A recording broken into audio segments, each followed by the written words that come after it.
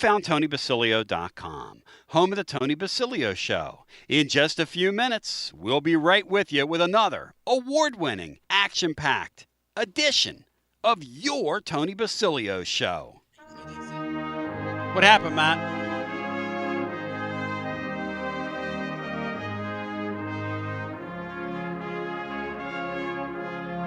You're listening to FM 105.7 and AM 1340, WKGN Knoxville, and W289CU Knoxville, Fan Run Radio. I'm telling you right now, I got my game face on. This is serious. Do not try this at home. Professionals at work, or I'll speak for myself here, as John Adams is with us on a Tuesday, professional at work. Real radio professionalism 101. And when you're in the real radio professionalism, what you learn is you've got to meet the moment. And today, Brian Hartman, we are going to do just that. Because our film guy is going to be here, Bri. We're going to break it down scientifically, Bri. You excited? Yeah. Yes? He likes Agalar. He loves him some Agalar. He liked him before anybody else did. There's a video out there, and I don't call it a video, but I call it a video, circulating with Joey Agalar's mom and the grandmom, and she's at the Charlotte airport, and she's teaching her how to sing Rocky Top. And, John, this thing, they couldn't be a more polar opposite than Nico and his crew. On the field and off the field. I mean, it is, in your day of doing this, right, have you ever seen anything like this out of nowhere where a guy just falls into a team's lap? A guy leaves a team for dead, runs to the left coast. People say, why are you talking about Nico? Because it's a big part of this story. I mean, unless your eyes are closed, this is a big part of this thing. Hey, if Nico doesn't leave, I don't know that Tennessee feels the way they do about their team this coming into this week. John, do they? I know the fans don't. The fans really believe in this guy. And he's given them no reason not to believe. I think the contrast is extremely striking, though. It's just the third weekend of the full season. Mm-hmm. And Nico will be playing on a Friday night against Northwestern. Mm-hmm. How many people do you think will be there for that game, Tony? I don't know. 20. They play New Mexico. New Mexico, that's New right. Mexico. Does New Mexico? It's even better. Does New Mexico travel well? Oh, I'm sure. I would think so. I'd say they'd have tens of people there. They could have 80, 90 people there from New Mexico, so that'll help. That'll take out a couple of rows of the Rose Bowl Stadium, iconic stadium, and then you'll have about, 18,000 Bruins fans show up. Hey, Matt Dixon, the infectiousness of introducing somebody new into an equation, the Mets are about to get bit maybe if this works, because they gave Drew Gilbert away, and all politics are local here. Chemistry in sports is a mystery. You talk to coaches, and sometimes they think, I really like my team. And then they get into a season and they realize, I don't like my team. My team doesn't gel. Drew Gilbert, Matt, there is a clip going around of Drew Gilbert, who is a total nut job. Describe, Matt, that cut-up that somebody's done that I'm getting ready to tweet out here momentarily, and what this Gilbert guy has done for the Sanford. When he got there, they were moribund when they called him up. They were kind of going through the motions of their season. Where are they now, Matt? They're currently 3 games out of the final wild card spot, which is held by the Mets, who actually are the ones who traded him to the Giants. But no, he's become that infectious clubhouse kind of nut job, which baseball teams need, with all the antics and the celebrations. There's even the weirdest one is one of their guys chokes him after he hits a home run. So whatever that is, but just that infectious, that winning culture and personality that he brought to Tennessee. he kind of defines the Vitello era probably more than anybody. And I think he's was the most important player to get the baseball program jump started. I think he's, and he had the hit against Wright State, obviously kind of launched the whole thing, but just that clubhouse presence and that winning culture, that's who he is.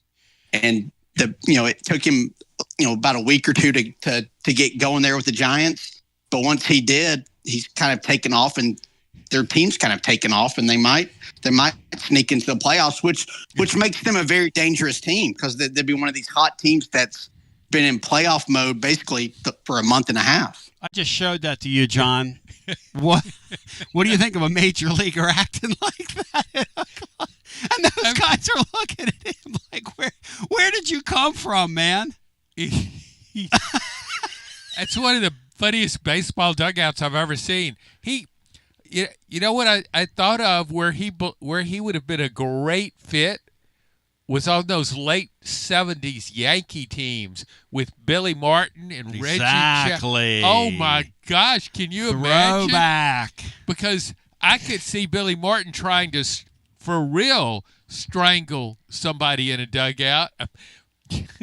But Drew Gilbert, you think of him as a guy. Yeah. Okay, the college season, it's pretty long, but it's nothing like a major league season. I mean, those guys you're talking about, the Giants, are kind of going through the motions. Well, it's 162 games. You can't stay in a manic state for 162 games unless maybe you're Drew Gilbert, and then maybe you can pull it off. They called him up, and his career was sputtering. It's his third professional organization. And at some point, Matt, I would love to get him on in the off season, because at some point, Matt, he must have decided, kind of like Agalar. I mean, I'm out of chances. You think about Agalar this year, we tied into Gilbert, but at some point you see these guys and you get to their careers where, and Chuck Noll, who you covered, used to tell guys, hey, it's time for you to get on with your life's work. Yeah, that was a brutal. That's what he used to say to me. A brutal assessment, and he would say it matter-of-factly. Yeah, it's time for you to get on with your life's work. And he would even use it talking to the media about a player, and they'd ask about somebody to come out of nowhere, and he'd just say, well, I think it's time for Bob to get on with his life's work. And Agalar was a perfect example of that. He knows, this is probably the end of the road for me. And what an incredible – Brooks Austin's going to join us, the film guy, coming up later in the next hour.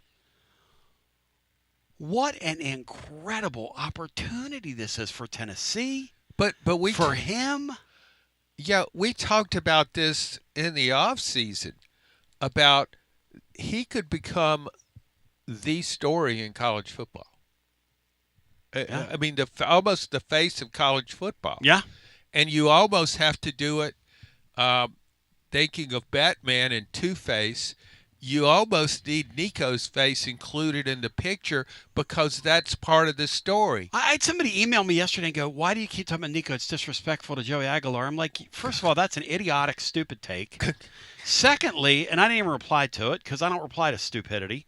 And secondly, you can't tell one story without the other.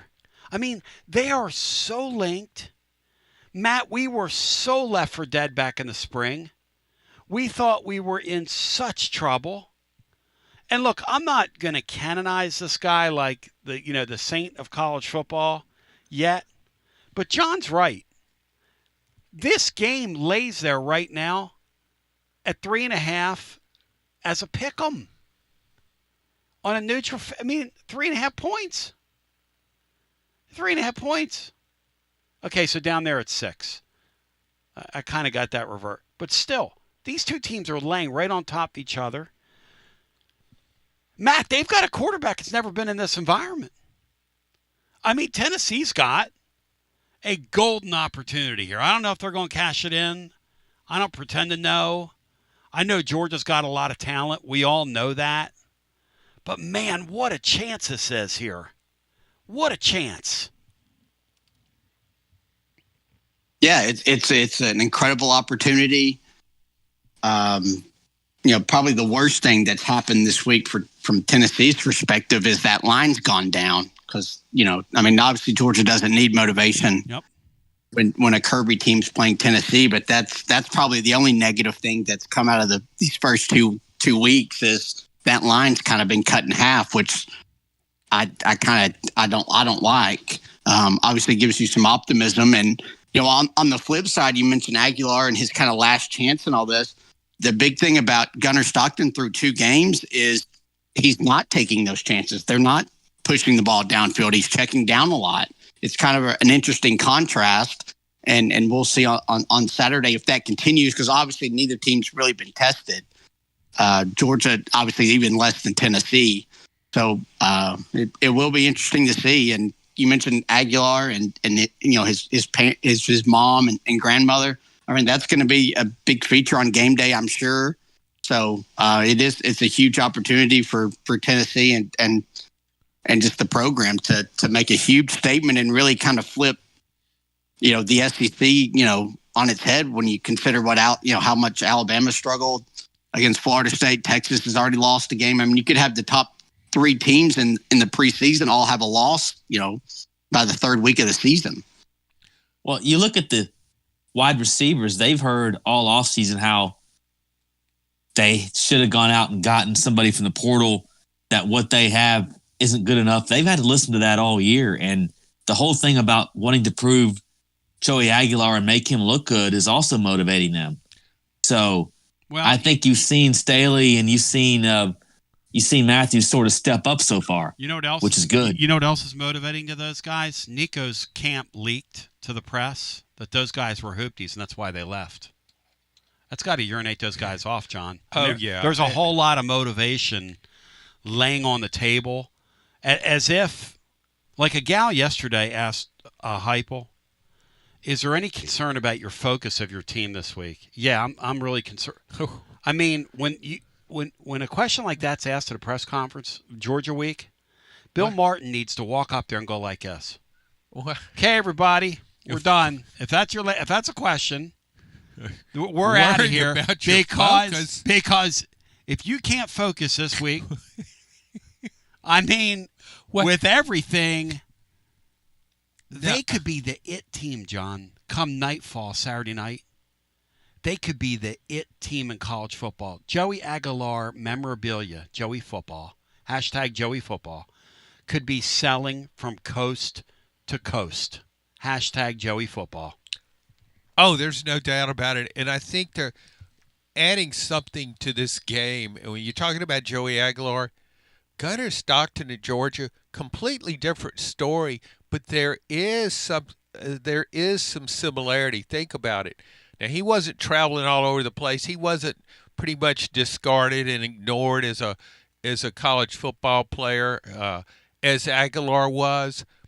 But Gunnar Stockton went there to Georgia and just kind of sat on the bench for a few years. And Carson Beck was the guy with the big arm, making a lot of money, and kind of just an aloof guy who just didn't seem engaged with the team. Whereas Gunnar Stockton has that Agalar effect. The team embraces him. He's really a part of this team. And I don't think either one of these guys will be affected by the enormity of the moment. I think that for them, this is a kind of a dream come true type game. It's an opportunity, yeah. Yeah, and Gunnar Stockton also, I think it's a factor. He hasn't played in an environment as hostile as this one, but he has played in college football playoff games. I mean, he showed me something against Georgia when he came in there against Texas in the second half after Beck was hurt. I think the moment's not too big for him. I don't know how talented he is. I think Joey Agalar is a better passer than he is. You told me Saturday night, John, you don't know what kind of playmakers Georgia has at wide receiver. You think that should be a real concern of theirs coming into an environment like this? I think playmakers overall for them.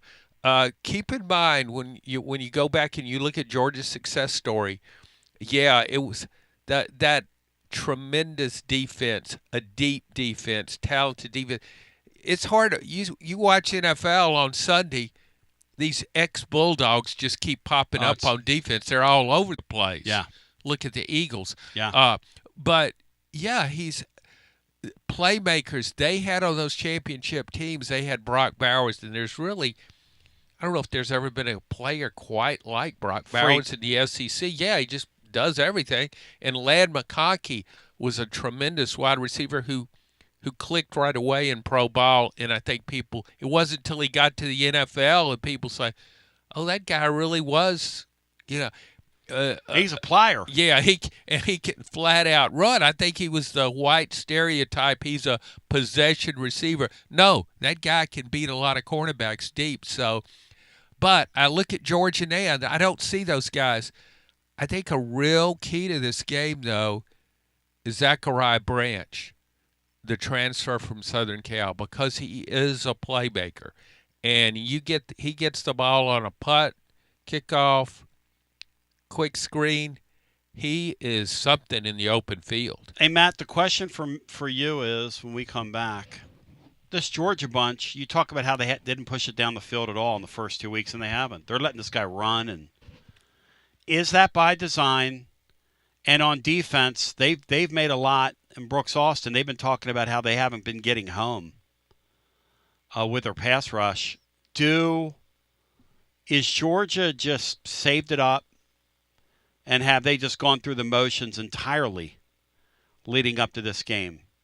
And we'll talk about that, and then we'll get some calls in. We have four calls all lit up. If a line ever becomes available, which is like wasting food. As a young child, we were taught you don't do that. And so if a line ever does become available, which is a great natural resource, there's earth, wind, fire, oil, and an open line on here. We'll take a brief time out and come back with more. We don't waste our natural resources. We take this calling. It's sacred. We take it seriously after this. You searching for a great local coffee? I'm Billy with Grade A Grounds. You can buy our freshly roasted coffee online and support a good cause with every sip. Great coffee, greater causes. Visit our website today, gradeagrounds.com. You got to dream about buying some land and building on that land? Well, Waterside Contracting is your ticket. 25 years of making dreams come true, Michael Scott. For hundreds in our area, custom homes or remodels, Waterside Contracting will build on your lot. They do incredible work all over the area. Structural integrity, quality without compromise. It's a way of life with Waterside Contract. Check out the wonderful work Waterside does. WatersideContractingLLC.com. When it's time for your dreams to come true. Quality without compromising. Waterside Contracting. Preparing food for a big gathering can really take it out of you. That's why you need to call Calhoun's and check out their selection of party platters. Whether you're hosting a party for the big game, a reunion, or just an everyday gathering, a Calhoun's party platter is next level. Choose from Calhoun's always excellent chicken tenders, fly with Calhoun's wings, or boneless wings with a variety of dipping sauces, award-winning next-level melt-in-your-mouth barbecue ribs, or delicious spinach artichoke dip, or get one of each. Plus, if you're doing burgers or sandwiches, Calhoun's has lots of side dishes like spinach Maria, baked cinnamon apples, Smoky Mountain baked beans, or creamy coleslaw. Available in pints, quarts, and gallons. And to finish things off, pick up one of Calhoun's great desserts to go, including homemade cheesecake or key lime pie. Calhoun's, simply your go-to party headquarters. With 9 locations all over East Tennessee, you can order online and just pick it up. Calhoun's, one of the Copper Cellar family of restaurants, along with Chesapeake's, Copper Cellar, Corner 16, Cherokee Grill, and Smoky Mountain Brewery. Eat local, eat good.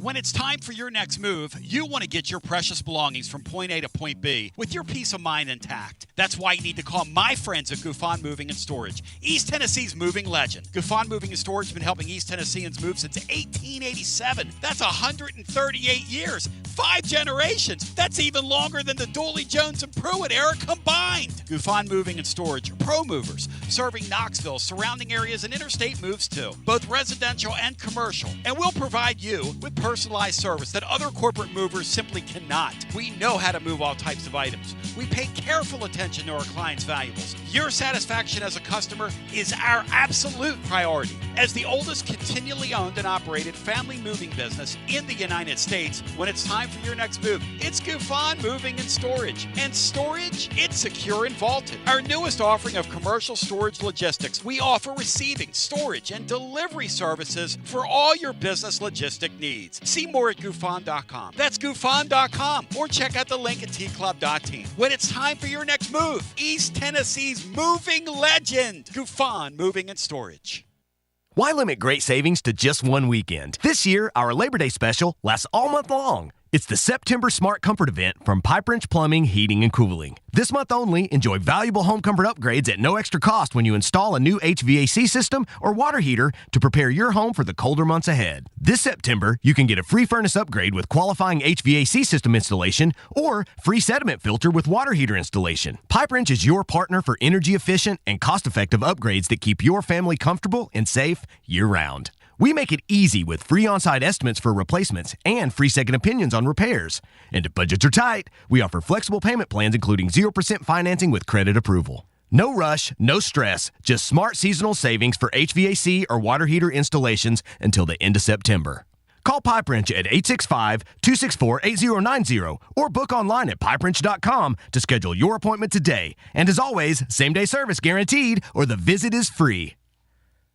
Life never stops moving. And between the 30-minute commutes, daycare pickups, weekly soccer practice, Tuesday night yoga, X number of coffee runs, and that weekend trip to Grandma's, you're racking up the miles. What you need is a tire that can keep up. A tire designed for doers. A tire that's going to last. Like the exceptionally long-lasting Michelin Defender tire. With an 80,000-mile warranty and the safety and comfort you expect, you can forget all about the miles ahead and focus on getting your destination or conquering your to-do list. Fleet Tire, I-275 exit 1B at East Woodland Avenue in Knoxville. That's Fleet Tire, I-275 exit 1B at East Woodland Avenue in Knoxville. Fleet Tire. Inward Half is committed to the game and the memorable moments that happen in between. From the tee box to the tailgate, from the green to the big game. For the first birdie with Dad, the first big win with Mom. Friday night lights, Saturday superstitions, Sunday traditions. Fall into the comfort and unparalleled performance of Inward Half. This fall, enjoy the walk-in. Are you tired of hiding your smile because of crooked teeth? At Knoxville Smiles, we've got the perfect solution. Invisalign. No metal, no wires. Just clear, comfortable aligners that straighten your teeth without anyone noticing.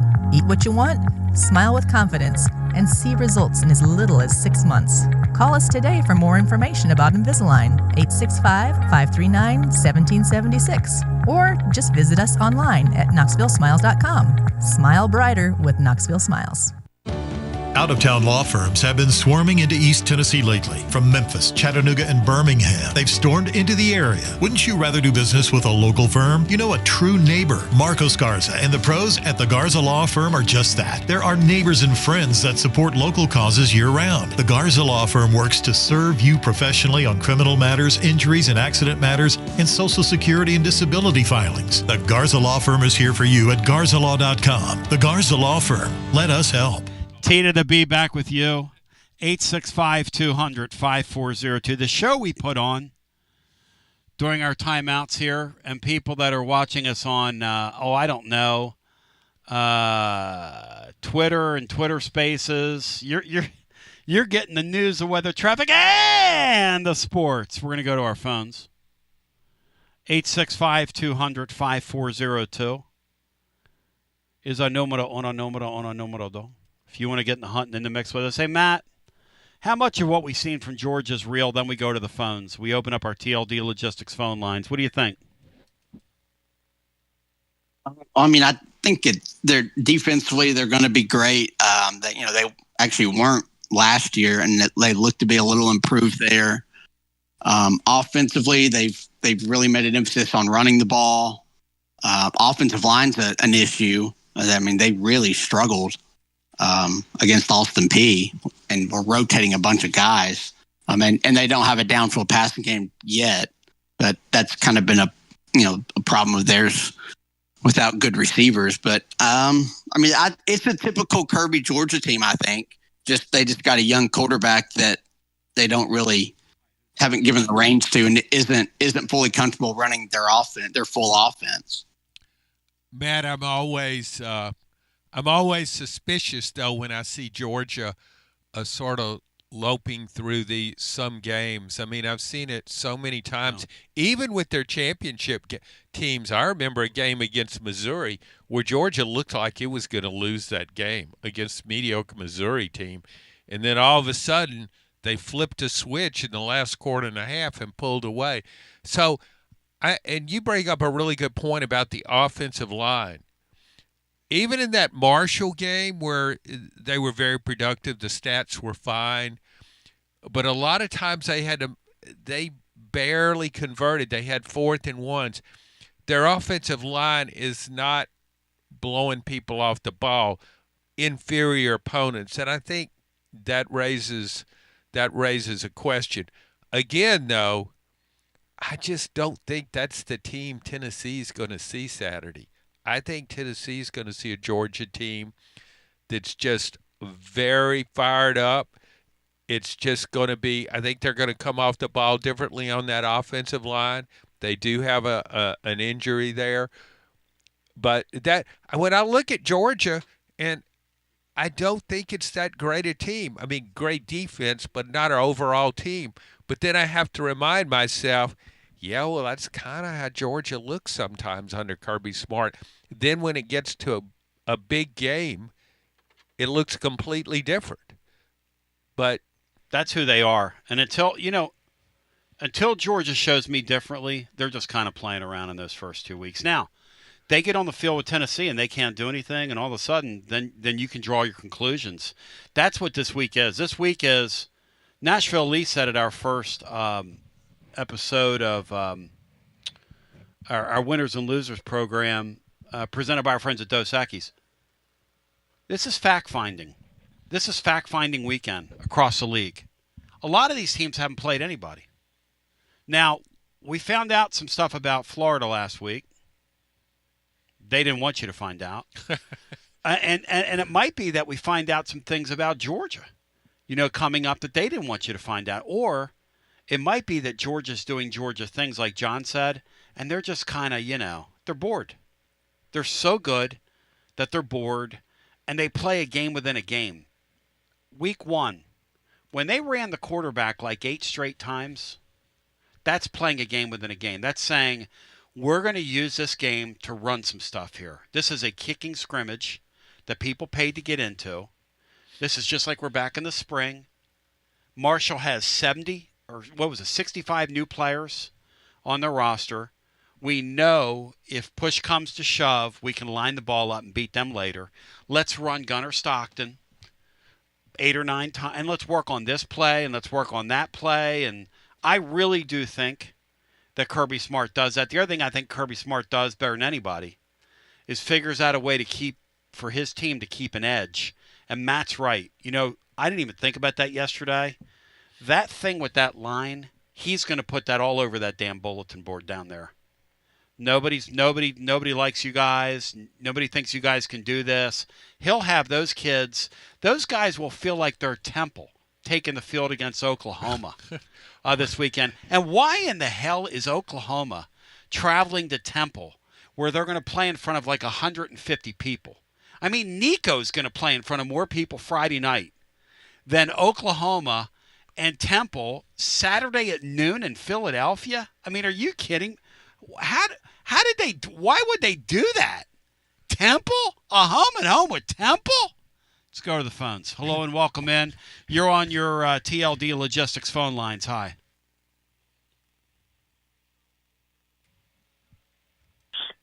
Hey, welcome in. Hi. It's me, Tony. All right, stay right there.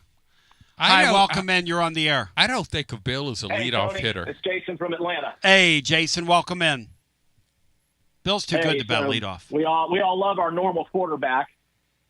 You know what's great about our quarterback in this game? We got a quarterback going into this Georgia game that doesn't know he's not supposed to win this game. We don't have to worry about the mind games going on that we had to with the last two quarterbacks. So this is a kid that, like you guys said at the beginning of the show, he's got nothing to lose, man. He's playing with house money, and it's fun to watch this team for the first time in 3 years. But hey, John, Jason called the show. For us. Jason called the show last week and said his adjective when you start with Garantano and you watch some of these quarterbacks. He said we've had some weird quarterbacks. Garantano was a weird quarterback. Weird. Joe Milton was really weird quarterback. Yes. Garantano was weird. I mean, the guy last year was weird. Say what you want to say. That was weird quarterback play from him. Just the beginning of the year, the middle, the end, weird. The whole thing was weird. Isn't weird a great adjective to describe what we've seen aside from Hooker? And then our first couple games of this guy who looks like a normal player. Yeah, Jason really hit it because I think you get one of those. You think one that'll happen occasionally, but you're right.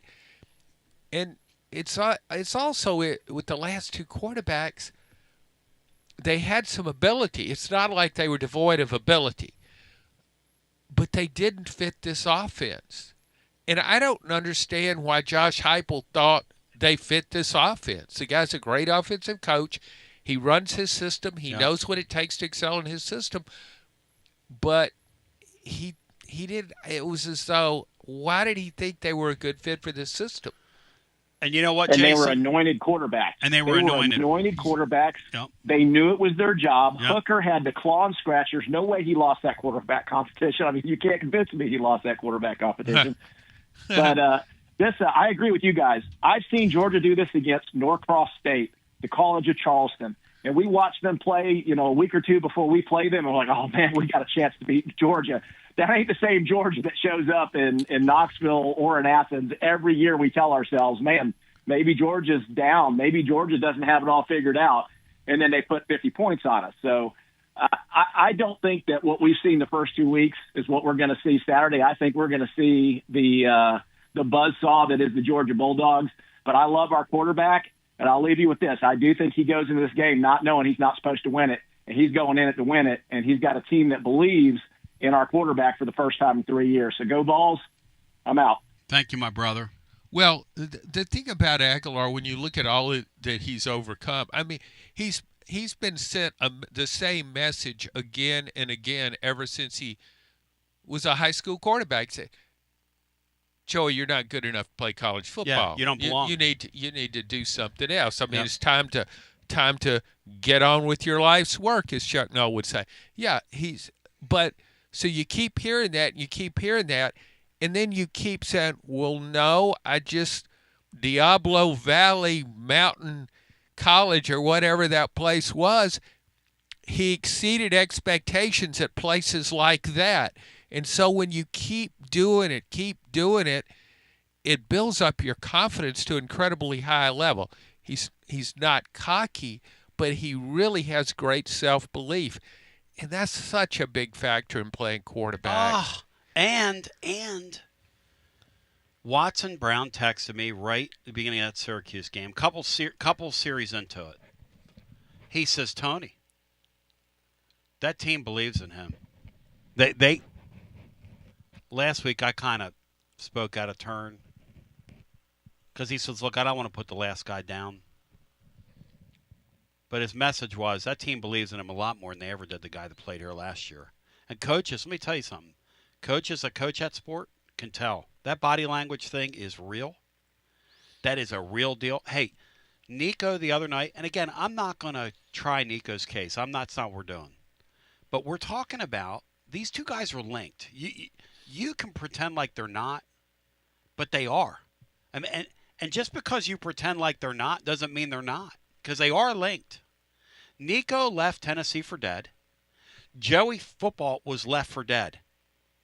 That moron that stood up there last year at the Big Ten Media Day, who's been way over his head. I mean, he's at UCLA because UCLA is out of money and they don't care about football anymore. That's why Deshaun Foster's there. I mean, let's just call this what it is. So he stands up there and says, I'm Deshaun Foster. I come from UCLA. We're in Los Angeles. Any questions? Yeah. Okay, so I wonder, Matt, if they had a do-over, would they still take Nico? Because I saw a guy the other day with UCLA throw an interception with the game on the line. It was winning time, which is how you're judged. All these guys are judged by that. And he threw a ball to a safety that was right in the middle of the field. And then there was a guy right behind him, and there was nowhere to go with the ball. It's total misread, total mistake. I mean, I hate to use the word choke job because that's a little harsh. But, I mean, and then he puts that towel on his head, and he sulks walking off the field. And there's nobody around him. He is completely disconnected from that team like he was from this team. Matt, how Josh Heupel lucky have we gotten in this thing? Or is it too early to say that because we haven't played a real football game? I mean, that's another question to ask, right? And then we go to the phones. I think it's fair. It's fair to say that Agalar has a much higher floor than maybe we, thought. Just the way he feels comfortable and looks comfortable in the offense, the running tempo, like all that, regardless of the opponent, I think all that's real. He feels comfortable. He gets the ball out. They obviously trust him to run things and let him do some of the scramble stuff. So all that's real. So it does feel like Tennessee might have come out ahead on this deal. Well, will we ever be able to tell whether UCLA made the right choice given the team around the quarterback? No, obviously not. Back to the phones we go. I mean, Aguilar would have basically the same stuff that Nico has there if he stayed there. I mean, that team's awful.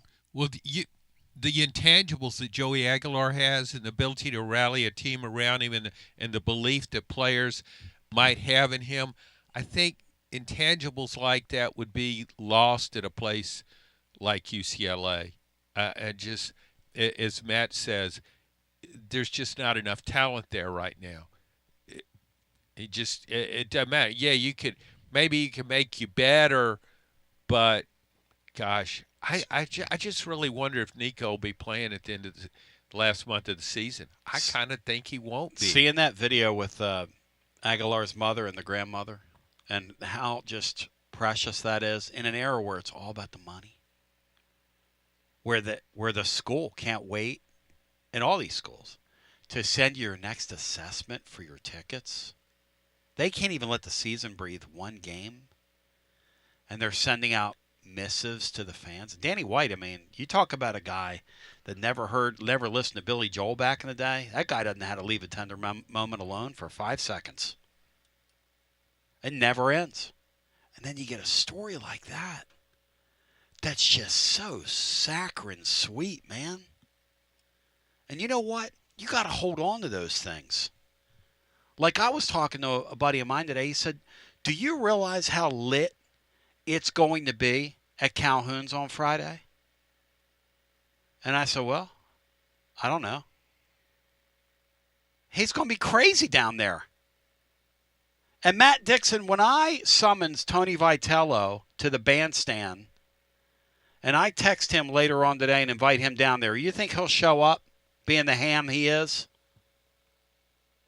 If he's in town, yes, he'll be there. He'll probably grab the headset from me before it's over and host the show. What a ham. Just make sure Barney Boy doesn't call in if Vitello's on. Back to the phones we go. That was one of the more disgraceful displays. Oh, I was on hand for that one. Did you find that disgraceful? It was. A buddy of mine called and read me the riot act that afternoon. He said, what is wrong with you putting that guy on with him? I said, I thought he'd celebrate him. He said, Barney Boy? To the phones we go. And let's go back to our busy phones. Hi, you're on the air. Tony, Billy with Grade A Ground. Oh! The great Jennifer Bring Morris. It on a Tuesday. Well, the great Jennifer Morris, who presents John Adams, took you up on your offer the last time you made an offer on here.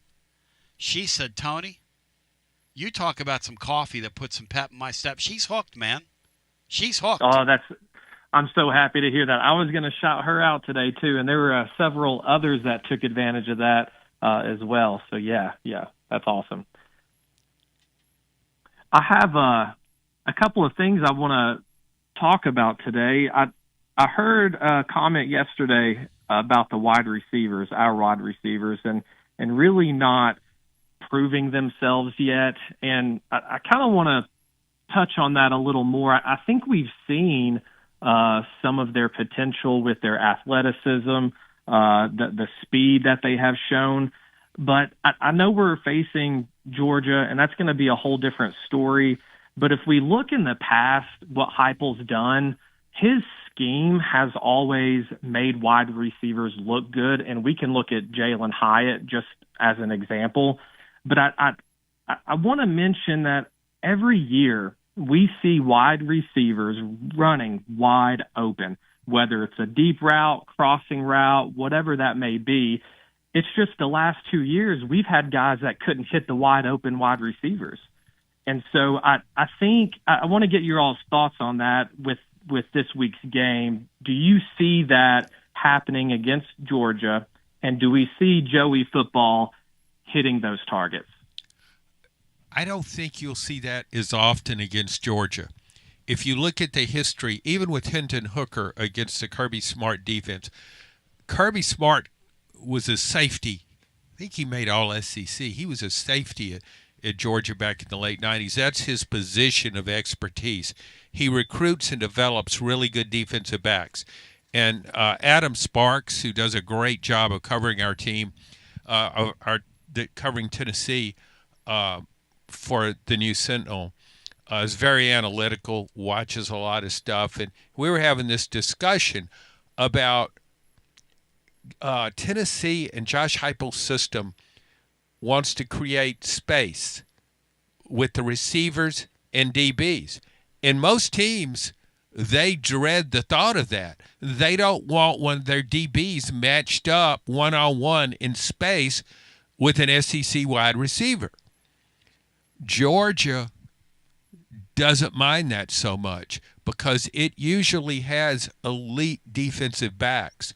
So it's probably less impacted by Tennessee's offensive system than most teams. However, go back to Alabama, that 2022 team. You would think Nick Saban, he certainly has defense, a secondary with talent. There were a couple of NFL guys in that secondary that Jalen Hyatt, as you mentioned, he's just running wide open all the time. What was interesting is Kirby came with the key that year. And it was after the Alabama game, but the key is, and this is what NFL teams now do to Patrick Mahomes.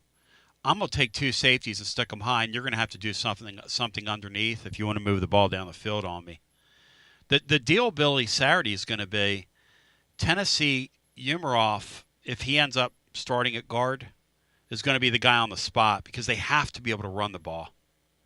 Because Georgia is going to force you to check it down and to run the ball. And the thing they've been able to do in the past couple games with the Vols, and even in the Hooker year, because they've held Tennessee to 17 points every year. That's the high water mark the Vols have had in this era where even the video game offense that year couldn't really muster what they wanted to, couldn't go like they went. You've got to be able to take advantage of what they give you, and you have to execute. And in those games, we just have constantly gotten behind the sticks. Yeah. And when they get you in second and long, you're in trouble. When you're playing defense like them, you're in big trouble in second and long. In 22, I went down to that Georgia game, and I'm going to draw some comparisons here in a moment, but sure.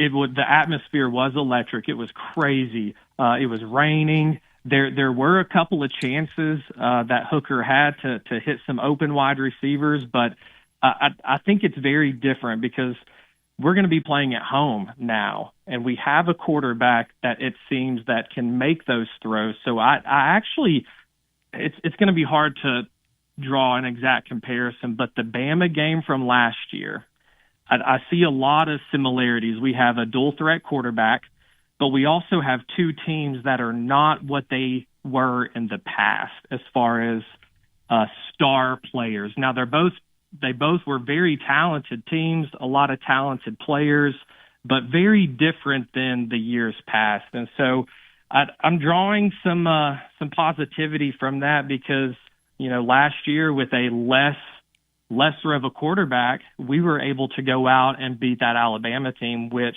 I see this Georgia team has a lot of similarities when you look at the two. What do you think, Matt? Do you see similarities? Has there been a dip here with Georgia? Could this be a tweener year for them? Their best two edge rushers were drafted in the first round of the draft. So when we talk about that, they've lost a lot. I know, as an Eagle fan, their best safety. We don't win the Super Bowl without all those Georgia players, and that's just one team. I mean, half of our defense in Philly comes off their roster, and you cannot continue to lose players like that and one day knock it up and go, okay, we've slipped a little. Matt, have they slipped enough? That's the question. Yeah, I mean that overall depth, I don't think they're nearly what they once were because of the portal. It's a good point because there's not, entering the season, there wasn't a whole lot of like star power in the SEC. That's right. It's a really good point, especially on the defensive lines. But I don't know. I just think Georgia's. I mean, they've got all the talent. They're well coached. And their schemes just have matched ours, and it's just been better than Tennessee's the whole time Heupel's been here. Hopefully, maybe that can flip. Their quarterbacks have just killed us in all these games. So then that's kind of the X factor with Stockton. You just don't know what you're going to get out of him. And compared to that Bama game last year, as talented as Milroe was, he was really, really bad in that game. Awful. And that's how Tennessee. That's how Tennessee was able to win. Yeah, he missed so. You talk about a guy that missed some throws, but here's the thing, as well. That environment, when you're playing in our stadium, it does that to people. I mean, that's got to be a hope. Because here's the other thing, Billy. One of my concerns Saturday when I think about what Georgia can do is I don't know if I trust our safety play. I think they could maybe be had, but again. Is Gunnar Stockton and their passing game, do they have enough to have their way? Past Georgia teams did. Past Georgia teams could have turned our safety is what we have right now, inside out. But this thing's really intriguing, man. It's like waking up with some grade A coffee, man, in your cup. You know what I mean? That's right. So do you have a special today, or did you just call to talk sports? Talking sports today. No, just got back in the country. Bino would be proud. I saw nothing but New York Yankee hats everywhere in Europe. That was crazy. No, just calling to talk ball. Excited about this weekend. Yankee hats? Everywhere. That's utterly disgusting. Thank you, Billy. You're my man. Love you. Have a good one. Thank you, brother. Great day.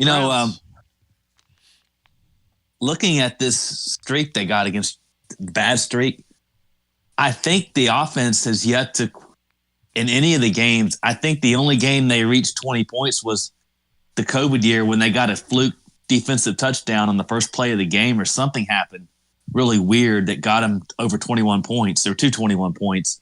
Every other year, it's been less than that. Brian, every year. Below 20. It's like every year, Brian, the amount of first-round draft picks. What is going on here? The amount of first-round draft picks on that roster every year, it's totally out of control, John. What the amount of talent Georgia has in the NFL right now.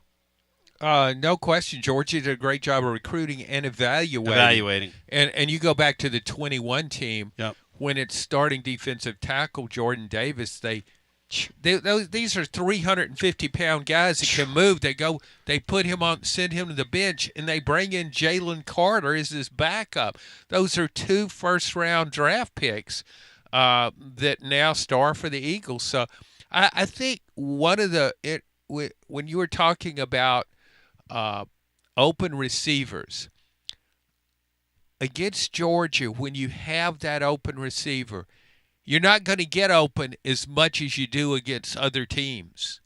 But when you have that open receiver, you need to capitalize. And I think that's maybe one advantage Tennessee has with Agalar that it didn't have with the last 2 quarterbacks, is he seems to be pretty accurate on these deep balls. And when that opportunity presents itself, you need to hit it and hit it for a touchdown if possible. Hey, Matt, will Georgia try to bait him into seeing things long that aren't there? Like, will they look at that throw with ETSU, that improvised throw, and try to bait him into doing that over their safeties? Yeah, possibly. I guess it really all depends on how Georgia defends Tennessee's running game, whether they can stick with that too high shell look, or whether they have to bring an extra defender in the box. I mean, that's what that 22 game. I mean, everything went wrong, but Georgia's front three dominated the line of scrimmage to where they could basically drop 8 and still get pressure. Like, there was just nothing that Tennessee could do offensively, and it's kind of been that way the last couple of years. Georgia basically didn't let Tennessee throw at all last year, and Tennessee had some success on the ground in the first half. But I don't know. Tennessee just has to be able to, like John said, however you do it, you're going to have to make some plays downfield in the passing game. 865-200-5402. I just keep going back to this. You got two quarterbacks that really have never really been in this spot. And whoever handles it better, you're probably going to win the game. I mean, it's a very silly, simple thing. If it comes down to line play, they're going to win the game. I mean, they're just going to be better on the line. They have 5-star guys all over the place. Now, it might be a tweener year. Might be a couple guys that haven't panned out. And you don't know till you get in that game. With a lot of these teams, you really don't know till you get in that game. Because both teams, for the first time this year, are going to get punched in the face. And how are you going to respond to that? So we go back to our phones. And Grade A Grounds, Billy, great call. Hello and welcome into our next call. You're on the air. Good day, Tony. How are you? Doing great. Thank you for calling. John Adams, presented by Jennifer Morris. Next move, SmokyMountains.com. You're on the air. Hi. So, a couple things. You're talking about UCLA plays New Mexico State or whatever. Have you looked at Ticketmaster and seen those ticket prices? You're talking about filling up the stadium. What is it? They're $12 to $15 a ticket. I thought you were going to say they were going to actually pay you to take a ticket. Well, that's with the coupon only. So, wow. And, yeah. So I can't imagine, like you said, 90 people maybe. I mean, because, I'm assuming California is known for their high school Friday night lights, right? I mean, I would think there'd be a better showing. Man. That is a really good point. Friday night, they're going against all that great high-level high school football that's played in Southern California. I mean, who wouldn't want to go watch UCLA and New Mexico battle it out? I tell you what, I wonder how many Texas high school games Friday night will outdraw the crowd at the Rose Bowl Stadium. Whoa. You'll have that here in Knoxville. I agree with that. Because I bet you they're going to have about 15,000 before the year's over, especially with that loss with UNLV, because the winnable games for them are going to dwindle. You're going to end up with Nico's Nation of 3,000 over there, and it's going to look like a Tennessee practice. His cousins are going to be playing Coke can football on the sidelines while the game's going on, like a Tennessee practice last year where they're over there playing Coke can football. Is that like one of those Buzz or Butch Jones gimmicks on the sideline? No. The kids are over there throwing the ball, go long, and they're throwing the can to each other. Is there any Coke left in the can when they throw I don't know. Yeah. I don't know. So, I'm sure that y'all can all count on this. The fact that he checks down to more than one receiver, unlike last year, was, that's the most gratifying thing to see so far this year. It's just that he goes through his steps and goes to 1, 2, 3, and 4 receivers. I don't recall ever seeing that last year. I don't. Jared Garantano was talking about that in his film breakdown that we linked to today on the blog with the ETSU. The fact that this guy's not afraid, even in a game like that, to kind of work through his progressions, Sean. I mean, it's crazy. But I don't think he'll have that kind of opportunity this weekend. No. This weekend, he can't be holding the ball. No, this weekend you got to get it out. Yeah, which he will. He's a veteran player. He's done this a time or two. Well, I just think Tennessee, I wrote this a couple of days ago, Tennessee has gotten better running the ball each year against Georgia. Now, that might have had something to do with Georgia's schemes. However, Georgia's really good on defense, but it doesn't take out Jordan Davis at defensive tackle and replace him with Jalen Carter. I mean, it's good on defense, but someone mentioned earlier the star power not quite as high. And I think that could be a factor. I think Tennessee's going to be able to run the ball some on Georgia in this game. I would like think to think it has so with to. 3 running backs. Those are pretty good running backs. Yeah, I wonder what they do with the running back rotation in games like this. I wonder if they continue to rotate or they find the hot hand and stay with the hot hand. It's going to be interesting to see what they do with their stable this week. So one more question, and I greatly appreciate your time today. Is our defense better than their offense? We won't know till we get there. I don't know how to answer that.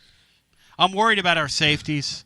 I'm worried they're going to move our safeties around and hit some passes and get us in space. And I'm a little worried about our linebacking play in this game too. But we'll see what happens. Okay, one more thing. Yeah. Do you feel like, here's something I've noticed. It seems like Tennessee, everybody tries to say what they say about Tennessee, but it feels like we're the most sought-after hate school by other schools. Like Georgia has, like you said earlier, Kirby circles this game. You know, Lane Kiffin always wants to beat us. Alabama hates us. Florida hates us. It's like there's no other school, I don't feel like, in the SEC that has the target like we do. Oh, I don't agree with that. I think. Thank you. Great call. Yeah, I think fan bases hate Texas more than any other school now in the SEC. I know because of the money. Because of the money, just because obnoxious. it had its own TV network. Yeah, it's it's the Notre Dame of the Southwest. Yeah, and so I think there's, in that sense, these traditional SEC schools, I think they kind of meld together against Texas. I think most fans in this conference, unless the outcome would affect their team status and standings, I think most fans will pull against the old school SEC teams against Texas. From my perspective, I think that when we were thinking about doing the 3 permanent opponents, Tennessee and LSU were the teams that were hardest to pick. Tennessee and LSU had like 5 or 6 teams you could plug in there as the 3 permanent opponents and satisfy it. And so the Vols do have like an interesting line or tentacles that run through the deal. And then the other thing that we have that I kind of love is our fans online. How do I put this? They're Twidiots. And that kind of marks you a little bit as well. So, and that's fun. I mean, Rapper Andy said he's going to have something for the Georgia game. He said, I can't do it, the ETSU. But the man's an artist, and he's going to have something for the Georgia game. So we continue with more on the other side. We'll get some more calls in. Brooks Austin, bottom of the next hour. So we're going to continue to sweep through some phone calls and continue after this. Whether it's baseball, football, softball, church groups, or schools, if you're raising money, do it with locally roasted grade A grounds coffee. I'm Billy Miller, a Vol alum and Knoxville native. You keep 40% of sales, and we donate 5% back to our East Tennessee community. Get started today by visiting our website at gradeagrounds.com. Score a TD every time with T3 Vodka. T3 is Tennessee's premium vodka, handcrafted with passion, precision, and a whole lot of pride. T3 Vodka is taking the Volunteer State by storm. T3 Vodka, handcrafted in the majesty of the foothills of the Great Smoky Mountains, where quality isn't just a promise, it's a way of life. Filtered 10 times and 80 proof, T3 Vodka delivers a smoothness that's unmatched. This dedication to excellence has already earned T3 Vodka prestigious accolades. T3 is a 5-time gold medal winning vodka and the 2025 SIPS Consumer Choice Award medal winner. Whether you're sipping it neat or on the rocks or mixing up your favorite cocktail, T3 Vodka is your choice for a premium, award-winning experience. Score a T3 TD and ask for T3 Vodka by name at restaurants and wine and liquor stores today. Drink it neat, drink it right, drink T3 Vodka and score a touchdown every time. T3, Tennessee's premium vodka. Distributed by Athens Distributing Company. Please drink responsibly. Basilio here. No one does it like Alumni Hall. I'm here to tell you, living Vol fan, only one place. That's the best place to shop for Tennessee gear, and that's Alumni Hall. The best and largest selection of Tennessee apparel for the whole family. Top brands like Nike and Champion, Columbia, Peter Millar. Load up on hats, accessories, Yeti, all your tailgating necessities. Download the Alumni Hall app, click account, and it'll tell you how much Hall cash you've earned. You earn $10 in rewards for every $150 you spend. Alumni Hall, with physical locations in Murfreesboro, Bristol, and 3 locations in Knoxville, now open in Johnson City. Pop into Alumni Hall and get ready and tell them Tony B sent you. Hi, I'm Jim Simpson, owner of Simpson Meats. When's the last time you grilled a really good burger or steak? One your friends still talk about. Our goal at Simpson Meats is to make that happen every time you have a cookout. All of our cuts of meats, steaks, burgers, briskets, and pork are always fresh, flavorful, and sustainably sourced. We are family owned, so we know the importance of knowing how and where your food is raised. We have been putting quality first since 1888. Visit our butcher shop off Lovell Road or online at simpsonmeats.com. Okay, so we really need uniforms and equipment for this season. Can I trust you with that? Cool, I'll just order them online. What? Yeah, I'm gonna hop online and I'm gonna get them ordered. Hold up, that's not a good idea. We shouldn't just spend money on some random online retailer, okay? I mean, it seems pretty convenient. Trust me, it's a terrible idea. Let me simplify this for you. SM Athletics. Okay, how do you pronounce it? SM Athletics? They're the go-to for uniforms and equipment, whether it's for universities, high schools, youth leagues, you name it.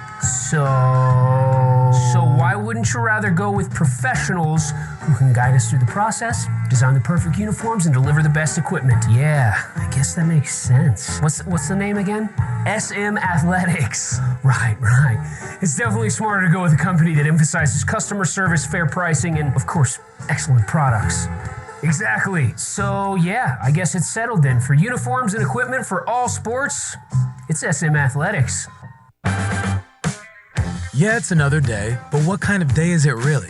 A day of doom scrolling? Laundry day? Nah, it's a White Claw day. Light and refreshing tasting, uniquely cold wave filtered. There's an iconic flavor for everyone. So grab a pack, grab your friends. Make the most of each day with those who matter most. When you're together with White Claw, every day is a once-in-a-lifetime experience. You just gotta grab it. White Claw. Grab life by the claw. Please drink responsibly. Hard seltzer with flavors. White Claw Seltzer Works, Chicago, Illinois. Got a problem tree looming over your home? Call ECR Total Landscapes. Whether it's trimming, removal, or storm cleanup, our certified pros get the job done safely and efficiently. We're licensed, insured, and ready 24/7 for emergency calls. Big or small, we cut them all. ECR Total Landscapes. Call now for a free estimate, 865-384-2012, and mention promo code FANRUN for free stump grinding on any tree removal now through the end of the year. Also, visit us at ecrtotallandscapes.com. Basilio here for Budget Transmissions. TGMD, the great Matt Dixon, took his Ford Escape to budget, and like our gold bullet back in the day, it was a total mess. And now, Matt's back in the game. He's got a new transmission, axle, wheel bearing, both radiator hoses, engine mounts, coolant hoses. I mean, his Ford Escape was about to escape to the junkyard, but he didn't begrudge it. He took it to budget, and now he's on his way back to Omaha. Budget Transmissions, over 30 years in business, conveniently located in Bearden. All extended service contracts are honored. A gold certified Repair Pal member. 865-584-4391. 865-584-4391. Budget Transmissions. Don't begrudge it. Take it to budget.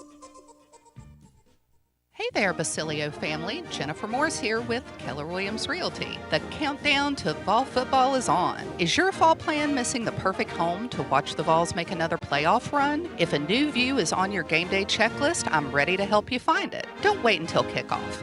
Give me a call today at 865-694-5904 or visit my website at nextmovesmokymountains.com. That's nextmovesmokymountains.com, and go Vols. Josh Collins at Collins Insurance Agency.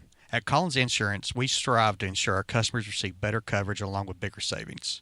Our community is important to us. We want to provide exceptional service to our customers. Anybody can provide great rates, great coverage, but can you also get great service? And hey, don't just take my word for it. What's up, everybody? Zakai Ziegler here. My family turns to Collins Insurance Agency for the best service, coverage, and price. So don't just go online and get some random insurance. Experience the Collins Insurance difference. Like he said, experience the Collins Insurance difference. CollinsInsuranceTN.com. CollinsInsuranceTN.com. And hey, their Mama's Easy approved. CollinsInsuranceTN.com. Thank you to Josh Collins and ZZ. One more thing, Tony. Go Vols.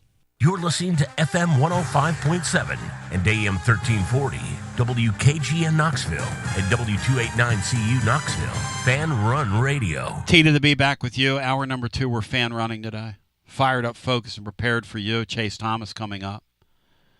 I'm pumped. This weeks like this, you got to meet the moment. Brian Hartman just shared with me that one of our nemesis out west is trying to make nice with our fan base. So, Brian, share it with us. Joe Klatt thinks that Tennessee is going to beat Georgia on Saturday because he thinks they're more internally motivated. And he has no animosity toward the Tennessee fans about what he said in the backlash because he said it may not be the kind of offense that develops quarterbacks for the NFL, but he said it's a damn good college offense. Radio gets results, and so do our Twidiots. Y'all mobilized on him. Boy, that will. You showed him the light of day. He saw the light, John. Yeah, Tennessee's Twitter force is internally motivated, to use a Joe Klatt term. I mean, Joel Klatt was, and always will be one of these guys that he is a what do you call those people, Matt, when they're trying to farm, getting clicks? There's a word for it in this social media age. I don't know, but he's farming. How many Tennessee fans are going to buy it, John? Going to jump to his none. No. Matt, do you believe him? Do you believe Joel Klatt, Matt? Do you believe he really thinks that? No, just like I don't believe all the stuff he said about Nico last week. He's just getting attention from a fan base that will give it to him. I didn't even see what he said about. What did he say about Nico, Matt? I didn't see that. No, he said about Tennessee's offense. We talked about it on the show. Okay. I never saw the comments. You just brought it up on air. I thought it was about Tennessee's offense and not. But what he was trying to say is Nico's going to flourish now. Well, Nico got a bum rap at Tennessee. Okay. And everybody knows he didn't get a bum rap at Tennessee. Back to the phones. Well, at some point you have to be able to play. Like when you get on a field, I'm glad you have a strong arm, but you have to be able, which is one thing we're going to talk with Brooks Austin about. And then on Thursday, we're going to be joined by Aaron Murray, and I can't wait to unpack that with him. Because Aaron Murray in his life has seen so many strong-arm guys that can't play. There's a lot of guys that can beat you and me in a snowball fight, but they can't beat you and me in a snowball fight because they can't hit you with a snowball. Titans Bill, welcome back in. Appreciate you hanging, brother. All right, don't torpedo me. Now it's your time, and I would never torpedo you. Okay.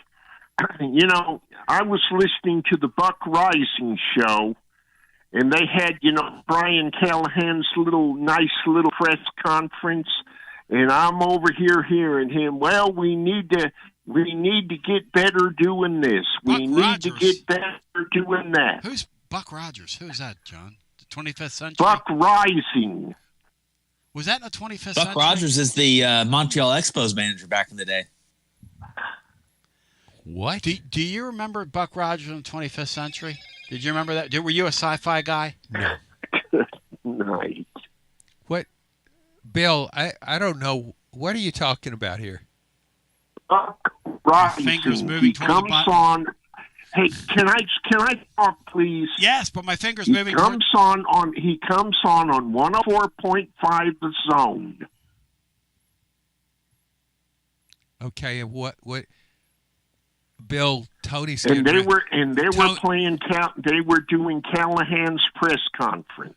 Bill, you need to throw a Hail Mary. Tony's getting ready to No, cut you I off. wouldn't do that to No, him. he is. I've never cut Bill off. He's going to cut you off, Bill. You better bring Bill, some heat right now. you know I've never cut you off. You better throw a high, hard one right now. The fingers in motion. All right, the bottom line, the only thing I got from Callahan yesterday was a bunch of BS. Bill, I thought you guys look pretty good, but you're going to get that quarterback hurt. Why can't they have a decent offensive line around him, Bill? Just decent. Yeah, that's one thing I wish. But I will tell you one thing: this coming Sunday, you're going to be seeing a lot of fans disguised as empty seats at 1:00, which will be 12:00 their time. Bill, I'm trying to think of a pass I could throw you where you could hit an open shot and stay on air, but I hadn't been able to come up with anything. Please deliver. Throw the ball in the end zone and just hope for the best, because Tony's got his forefinger like half an inch from the button. Well, if he gets me off, it ain't the first time. Oh, it won't be the Bill, last. come on. Don't do that. Okay, getting back to this Georgia game, Heupel needs to come up with a real excellent game plan if they're going to beat Georgia. If they don't, it could be a long afternoon for our Volunteers, and that's definitely a fact what I'm telling you with my hand up. Well, Bill, I'm going to take my hand, and I'm going to reach over here to this button, and I'm going to take my fork, and I'm going to stick it right in you because you're done. I mean, come on. Back to the phone. I mean, he's great. Josh Heupel's got to come up with an excellent game plan. Great call. The man is an artist. The man has a good point. Bill's an artist. Matt, do we see anything different from the Vols than we've seen through the first couple weeks? How do they shape their game plan for this thing? What's your inkling of what they're going to try and do here? Try to establish the run, maybe hit one of those deep shots early that Georgia's is susceptible to giving up. But try to get a big play early and lean on your running game. Bill talked about Heupel in the game plan. Tim Banks' game plan is going to be the thing to watch because his was awful last year, and Georgia's picked his team apart in the passing game. All 4 years. So what Tim Banks does will be the key, because you remember last year, the week before, Georgia went to Ole Miss and got just destroyed. Gave up like 5 or 6 sacks. Ole Miss lived in their backfield. And then a week later against Tennessee at home, they totally dominated the line of scrimmage, and we couldn't get anything on Beck. We didn't dial up any blitzes. Like, we had just a really bad game plan. So what Tim Banks dials up and what Tennessee can do defensively is probably a much bigger key to the game than what Heupel does. Back to our phones we go. I'll tell you what, the league's really interesting this week, guys. I am flirting with Vanderbilt blowing out, really, really rocking SC Junior's world this weekend. I am flirting with that. We talk saying about that out loud, John. I'm really flirting with that. We talk about quarterbacks. How can they respond in a difficult situation? Williams-Brice Stadium can be pretty hostile. Heck, and they will be fired up because they're 2-0, and Beamer ball seems to be working. Vicari Swain is returning every punt he gets for a touchdown. Diego Pavia loves that kind of situation. And I think he's helped create an atmosphere at Vanderbilt like they don't care if they don't have any fans. And they like it when they go on the road and there's a huge crowd there because they think, we're going to shut these people up. I hear myself talking like this about Vanderbilt, and it bothers me, John, somewhat. They're so physical. They should not have that level of athlete that they have. They should not. Are they getting involved in NIL? Is somebody decided to spend some money there? We would never know it, When- right? No. When you think about how the Clark Lee era started, they lost at home to ETSU by nearly 3 touchdowns. And you thought that guy's going to be gone in 2 years. That is such a great point, Brian. What did they lose? 21, 22 consecutive Like 23 to SEC 3 at home to ETSU, who was I not know, a good FCS team. They've had a lot of losing streaks within the conference, but they lost 20-plus games. Yeah. That's happened before there. I just can't believe I'm saying that into an open microphone, and they're not going to come take it away from me. Let's go back to our phones, your Tony Basilio show. On a Tuesday, you're on the TLD Logistics phone line. Hello, welcome in. Hey, Tony. Hey, guys. A lot to talk about football-wise, Georgia week and all that, but the call to end your show yesterday is really what it's just all about. Brought a lot of tears to a lot of people's eyes listening to Williams' dad speak. It was beautiful. It was touching. And we all should take a moment and reflect on what he said and what's really important. Yeah, it was really, and the thing that we did is we just got out of the way and let him talk, because I don't know that I've experienced anything like that, Rusty. Man, you handled it. You handled it so perfectly. I just got out of the way, man. That man poured his heart out. Yeah. Mm-hmm.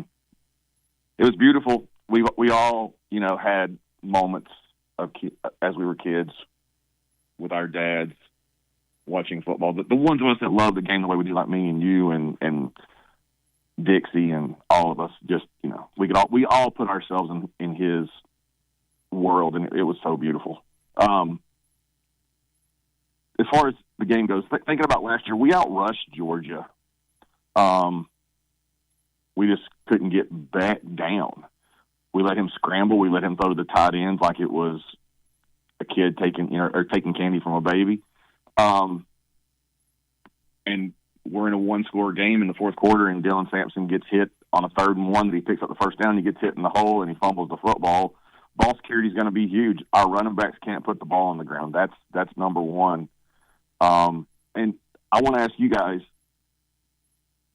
would Josh Heupel go to the refs before the ball game and put a bug in their ear?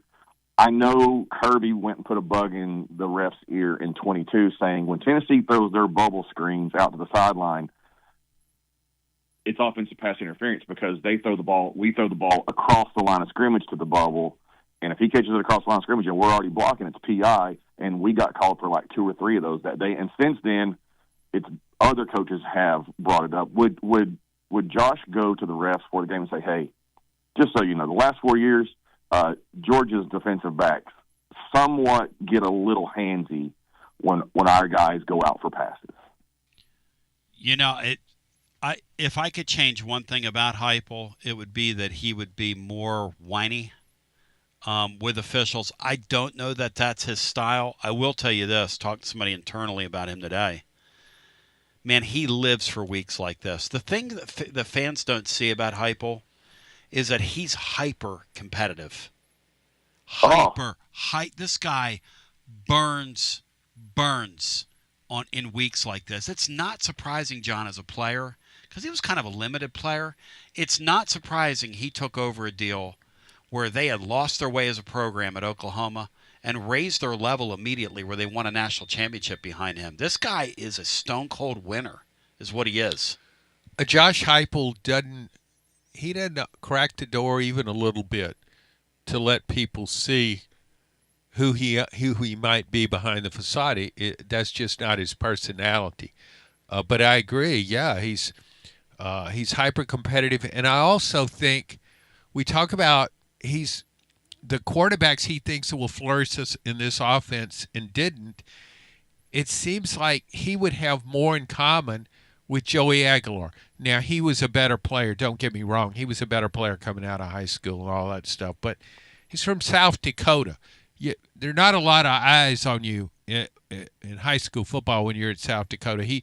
Didn't he go to the junior college? He went to the junior college. Snow. He went to Snow, yeah. Yeah, so, I mean, I think he has more in common with Joey Agalar than he's had with his other quarterbacks. Yeah, and you know what else? When his coaching career hit that fork and he got fired, he had to go to, Utah State. He had to go down. He had to, rebuild his career. So this guy knows all about what it's like to get kicked in your face. Yeah, you're not good enough. Yeah. And here was a guy that won a national championship at Oklahoma. At the spot where they spit on him. And then Oklahoma saying, well, Josh, thanks for the championship, but you're not quite good enough in this gig.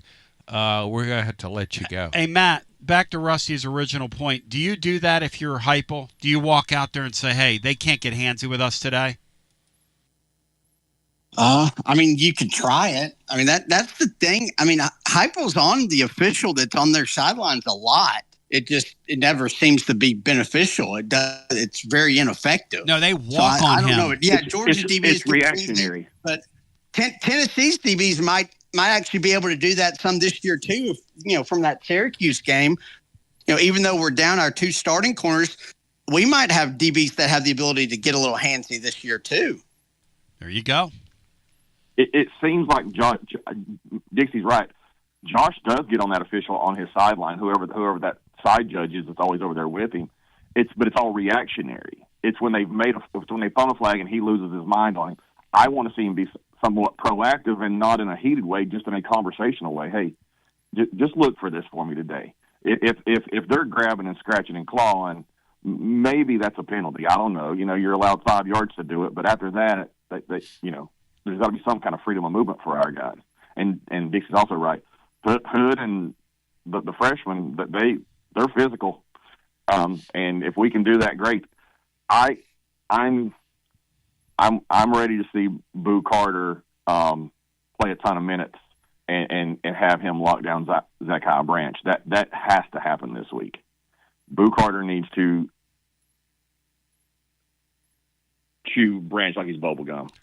What's the point of keeping Carter on your team if you're not going to let him roll this week, John? What would the point Amen. be? Amen. No, you're going to put up with all that stuff. I mean, yeah. Well, you saw the difference he can make as a punt returner. So and now that all the disciplinary stuff, all the issues of the off season, I agree. It's time to let that go. You either play him or don't play him. If you choose to keep him on the team, to keep him in the lineup, well then use him. Gosh, we've kind of moved past the concept of him being a two-way player because of all that went on in the offseason. I don't know that I would. Well, I tell you what, in this game, put him out there as a wide receiver. This is a game where I think playmakers are more valuable than ever, and I think it's appropriate to bring up Zachariah Branch, who's also a punt returner, an exciting punt returner, can make a play. This might be a game more than any other where Tennessee misses Jermon McCoy, I think. Oh, man. I mean, you're down your arguably your two best corners anyway, and one of your best defensive linemen. And you're still, the betting public and the pros are still moving toward you. It's pretty remarkable, really. What do you guys think the line will do from here on out? We've had unusual. It'll go up a little bit to Georgia. That money will pop back a little bit. Because we've had a lot. That's a lot of movement for a line. That's crazy. It's nuts. Yeah, the Sharps just thought 7 in the ballpark of 7 was way too much, and that I still think most of them would bet. I think most of the Sharps would bet Georgia at the 3.5 number. But they wanted it where Georgia was getting a touchdown. I don't think any of them are necessarily picking Tennessee to win on the money line. That's correct. Yeah, I think if Kirby tries to use that, it should be said. But he's going to use it. He's going to use it. He's going to try to. I'm hoping that our players use the Brooks Austin clip out of context to get motivated on. I hope Lance Heard's ready to. Give me the Brooks Austin clip because he's on with us in 10 minutes. So here's the thing. Brooks said in a clip, Georgia's going to keep Tennessee out of the end zone, nothing but field goals. But it actually was out of context because he was actually saying it. What could happen, it won't happen. He wasn't saying it literally, but in a small clip, he does say it. And Kirby Smart, if he could, if it was the other way around, Kirby Smart would cut that up and just use that clip out of context to get his team going. Sure. And in this era of AI and everything else, Rusty, well, you don't know what the hell's real and what's not. And you're cutting. Everybody can edit these videos. And I appreciate the call, but so we'll talk to Brooks about that if he anticipates. And if teams ever do use his stuff, if he ever hears about that, because these coaches are looking for any oxygen they can get, John, to get to these young kids. I agree, and they had even long before social media. They used to use your columns. They would also create stories. Oh yes, they would just take something that said so and so said this, and that person never said anything. I mean they'll use whatever.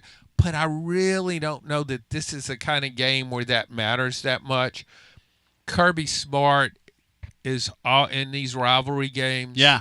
That's all he needs to work with. He's going to tell his players, I never beat this team when I was a player. I know I went 0-4 against these guys, and you don't want to have to live with that. Matt thinks that's part of his secret sauce. The fact that, hey, Matt, that's true, right? This thing matters.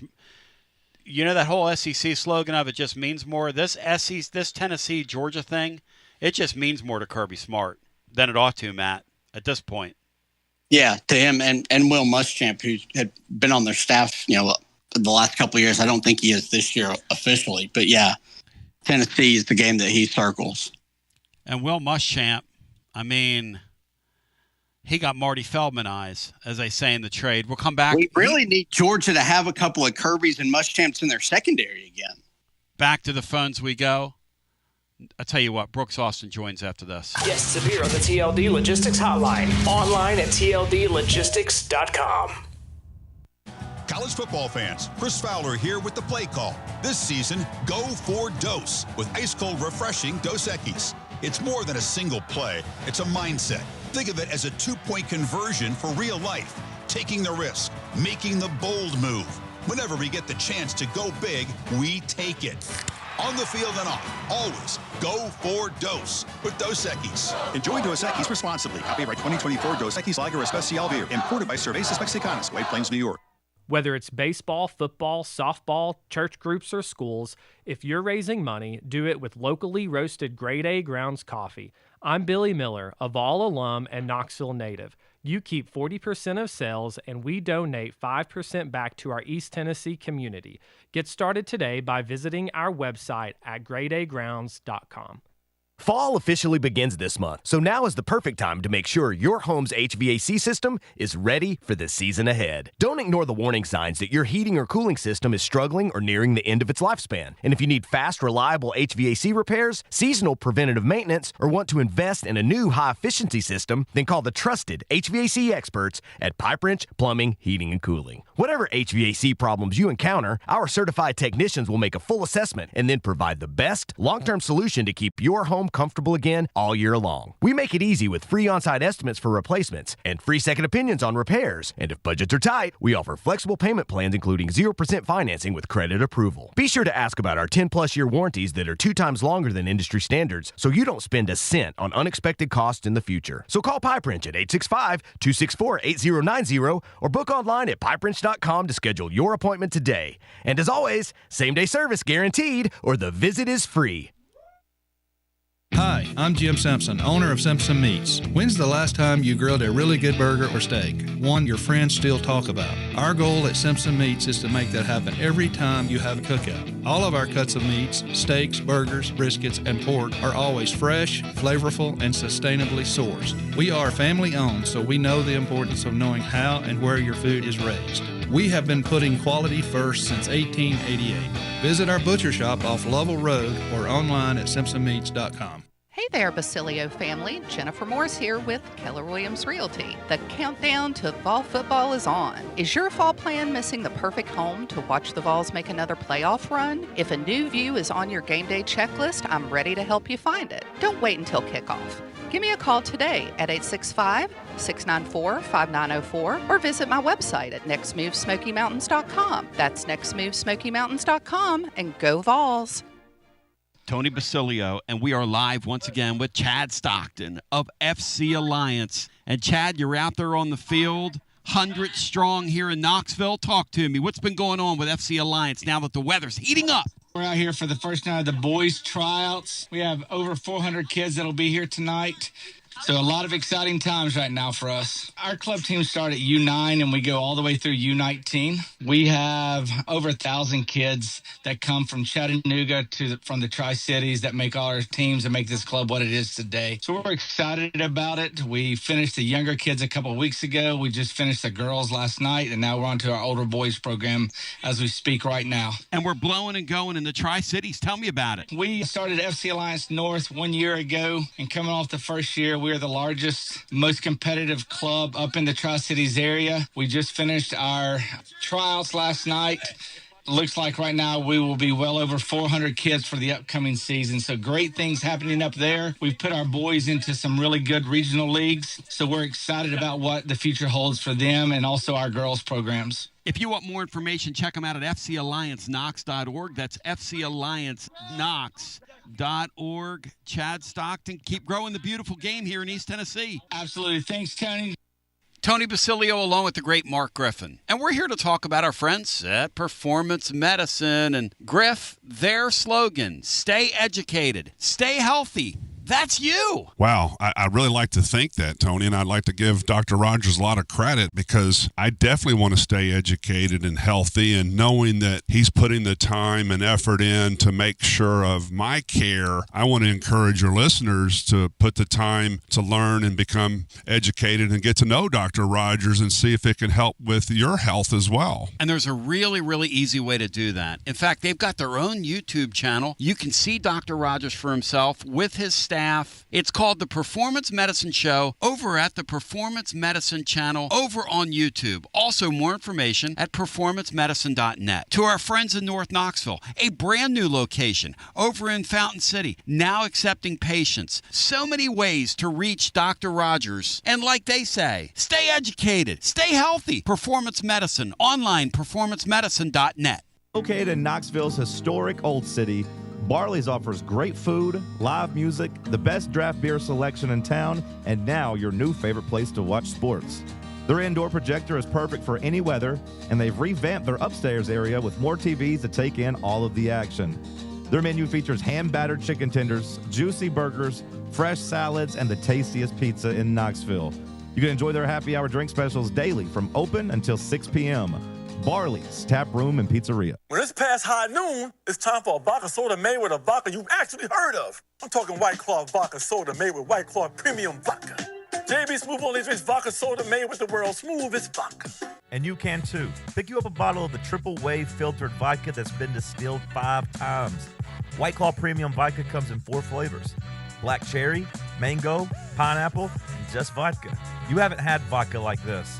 No one has. White Claw Premium Vodka. Please drink responsibly. Tony B here with the great Zakai Ziegler for Hey, Advent. whoa. Tony, I got this. Hey, Tennessee, it's Easy here. Next time you have an electric issue at your home or business, call my friends at Advent Electric. With offices in Knoxville and Nashville, it's Mama's Easy approved. You heard it from the most electrifying player in the league. Call the service professionals at Advent Electric, 865-588-0631. Online, adventelectric.com. Tell them ZZ sent you. So, the great Brooks Austin's the film guy. Rusty just cued me in. I had no idea we're having heat with Brooks Austin. Matt, do you have heat with Brooks Austin right now? Over this clip that's circulating online before we bring him in here on your TLD Logistics phone line? No, not at all. No.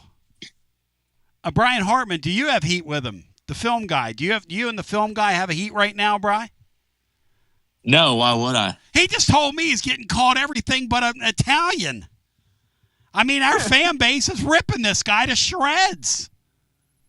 Brooks, it's warranted. I got taken out of context. It's all good. I said it, and then I immediately backed it up with what I just said was a joke. But, you know, what I just said was a joke doesn't hit the timeline. What I said hit the timeline, which was a joke.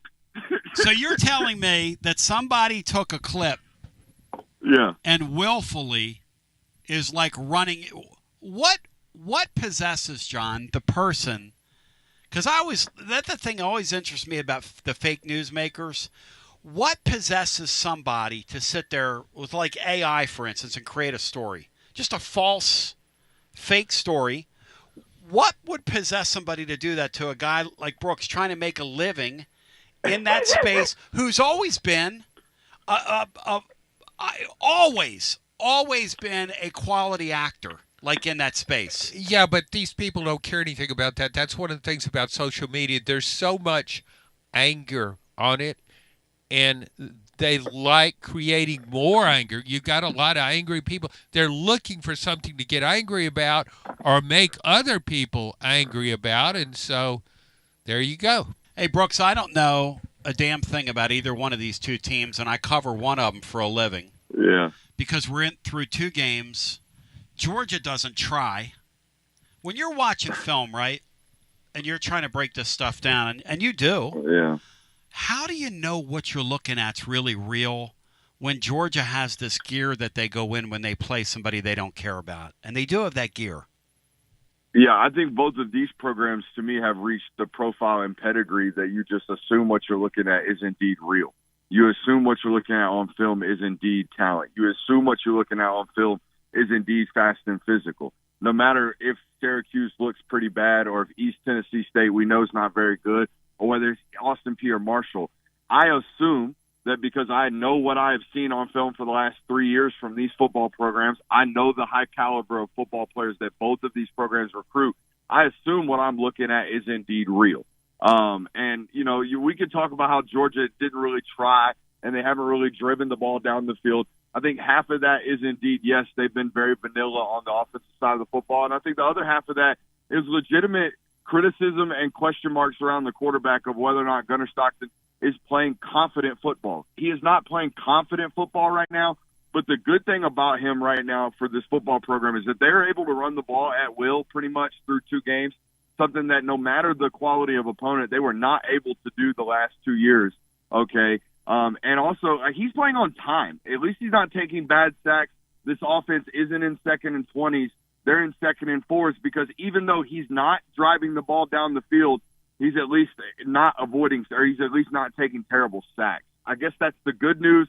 The bad news is the offense from Tennessee right now is explosive as hell, playing confident as all get out. And this is college football has become a game of explosive. If you are not able to win the explosive margins, whether that be limiting your opponent or creating your own, you 9 times out of 10 lose football games, particularly on the road in this conference. Austin, the guest, bringing it long and strong. And it doesn't sound to me, this clip, you twidiots, have put on this, doesn't sound to me like he's saying this, you twidiots. Go ahead, John.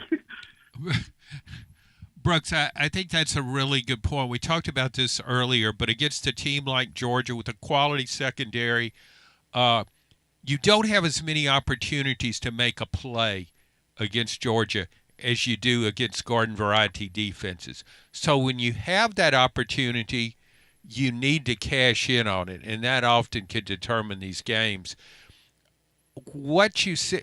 Do you think Gunnar Stockton? Have you seen enough to think can Gunnar Stockton make plays? Yeah, I mean, he can make plays against, like, bump and run, man-to-man coverage. I saw that on tape against Notre Dame. I see that in his abilities, right? Like, he is what we call a one-ball thrower. He's a firm football thrower. He wants to throw the ball as hard as he can. So if you make it a game of, hey, will Colby Young beat the young starting corner in his first start? Will he beat him on a 5-yard slant? Like, if you make it that simple for him, I think he'll be okay, even in a raucous environment like that. If I were playing Gunnar Stockton based off what I have seen on film, and I don't mean to give away game plans, but I assume the dude's making millions doing this, are a whole hell of a lot smarter than I am, so I'm okay saying this. I don't really care saying this. If I were playing Gunnar Stockton, we would simulate zone pressure him all day long. I would not make it as simple as, oh, Lord, they're blitzing me right now. I better get to my best one-on-one beater. Like, Georgia spent a plethora of money, added a bunch of good weapons out of the portal.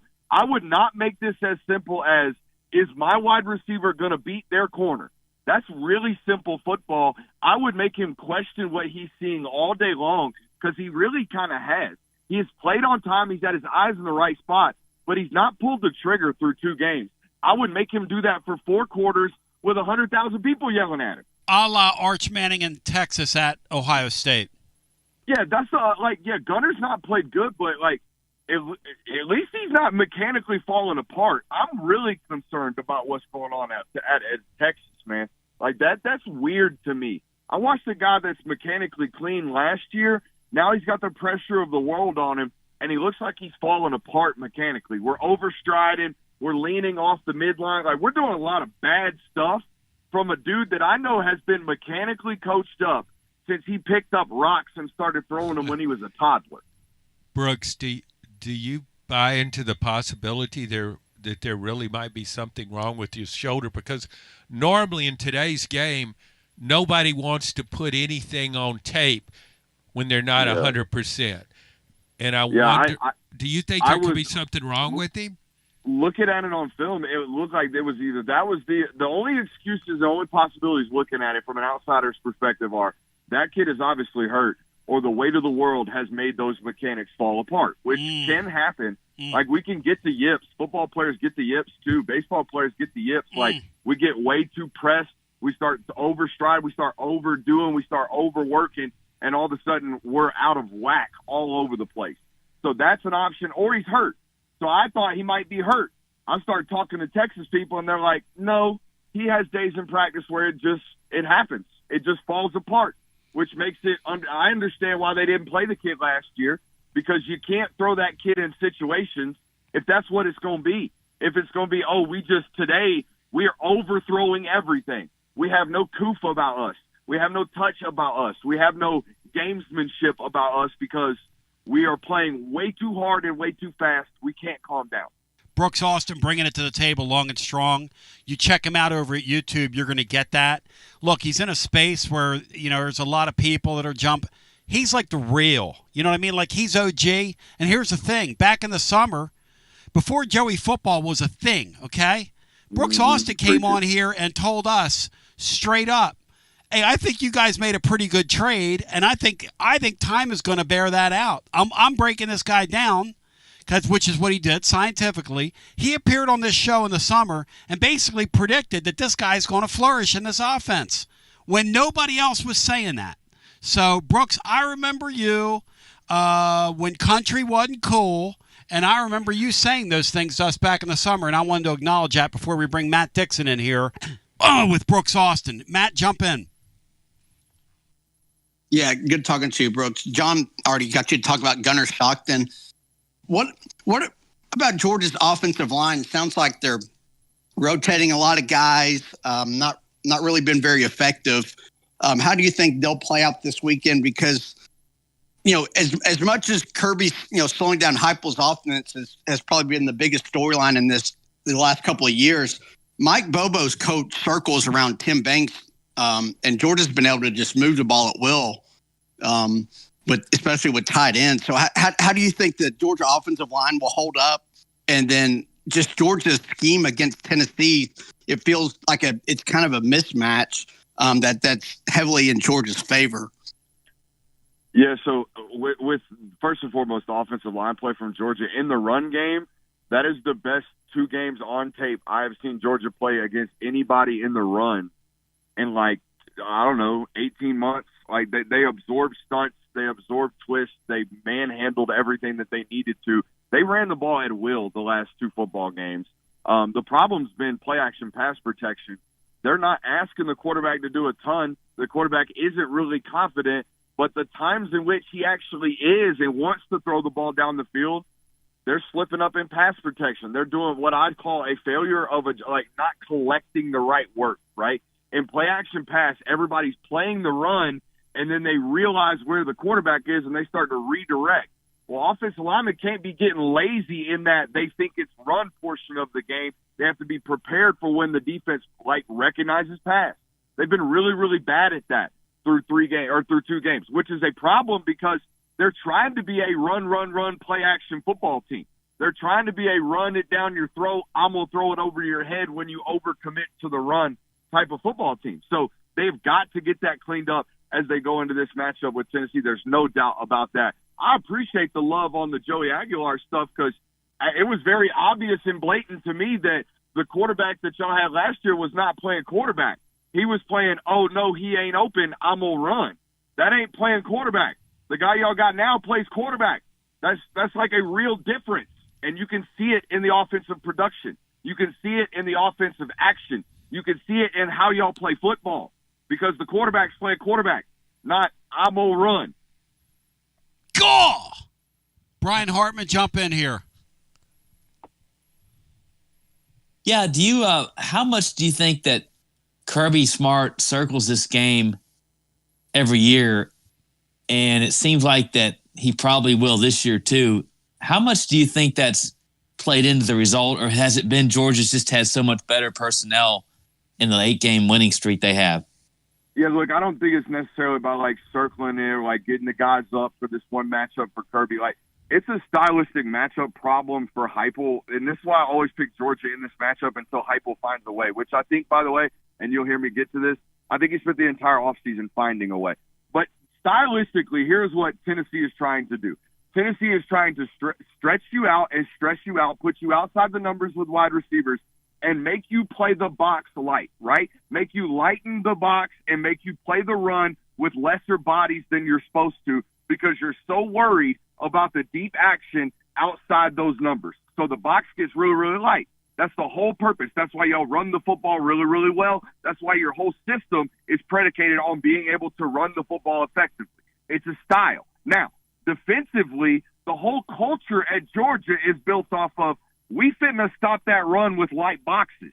They do it against everybody. They play 5-on-7 football against everybody because they can, because they recruit big dudes. They recruit really, really good defensive linemen. All right, and the ones that they don't want, I don't mean to do this to this guy, but the football players on the defensive line in this state that Georgia doesn't want, they play at Tennessee like Tyree West, okay? They roll in dude after dude after dude on that defensive line and that linebacker core, and they're able to stop your run with really, really light boxes.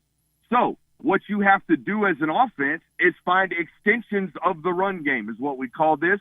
Most people would call these screen passes. I don't know if y'all watched our channel, but we showed you. It looks to me like Josh Heupel spent the entire offseason finding new ways to get screen opportunities so that their offense is no longer on run, we throw it past you. Now it's, hey, we've got some run stuff, and you got to defend this stuff in the flat, and you got to worry about me running by you. So the problems have become more multiple and more varied for Tennessee, which makes this matchup even more compelling, and that's why I think it's going to be a fourth-quarter fist fight, man. What other tweaks does Tennessee have, do you think? They spent the summer trying to figure out how to solve this puzzle because Kirby's gotten the better of him. There's just no doubt about that. I mean, 17 points is the high water mark. Even as they've gotten the go-go offense of the first couple of years, they couldn't solve what Georgia was doing defensively. What other tweaks do you think we see here? Well, I think first and foremost, like I said, having a quarterback that can compete from within the pocket is really, really important. I think having spent last week, it looked like to me, spending the entire week trying to get Mike Matthews confident, that's really, really important. But I think the style versatility that they've added to this offense, like you guys are bunching, you guys are motioning a little bit more than normal. It's really hard to motion in wide choice because the wide receivers are outside the numbers. You can't really run jet and stuff. But if we start in bunch and then move out to that stuff, you guys have just added more and more things over the years. And that's, again, one of the things I respect the hell out of Josh Heupel, the football coach, because we're 10 years into this thing, man. We're like 12, 15 years into this coaching thing, and he keeps adding. He just keeps finding ways to do his thing a new way And that's the whole game, baby. That's the whole game. Once somebody figures you out, we got to move chess pieces and find new ways to put them in checkmate. And he's finding ways to do that. Brooks, when I look at Georgia's defense, which is as sound as ever, plenty of good players, I don't see the star power that I saw on their 21-22 teams when they could interchange Davis and Carter, for example, at defensive tackle. At least in 21 they did that.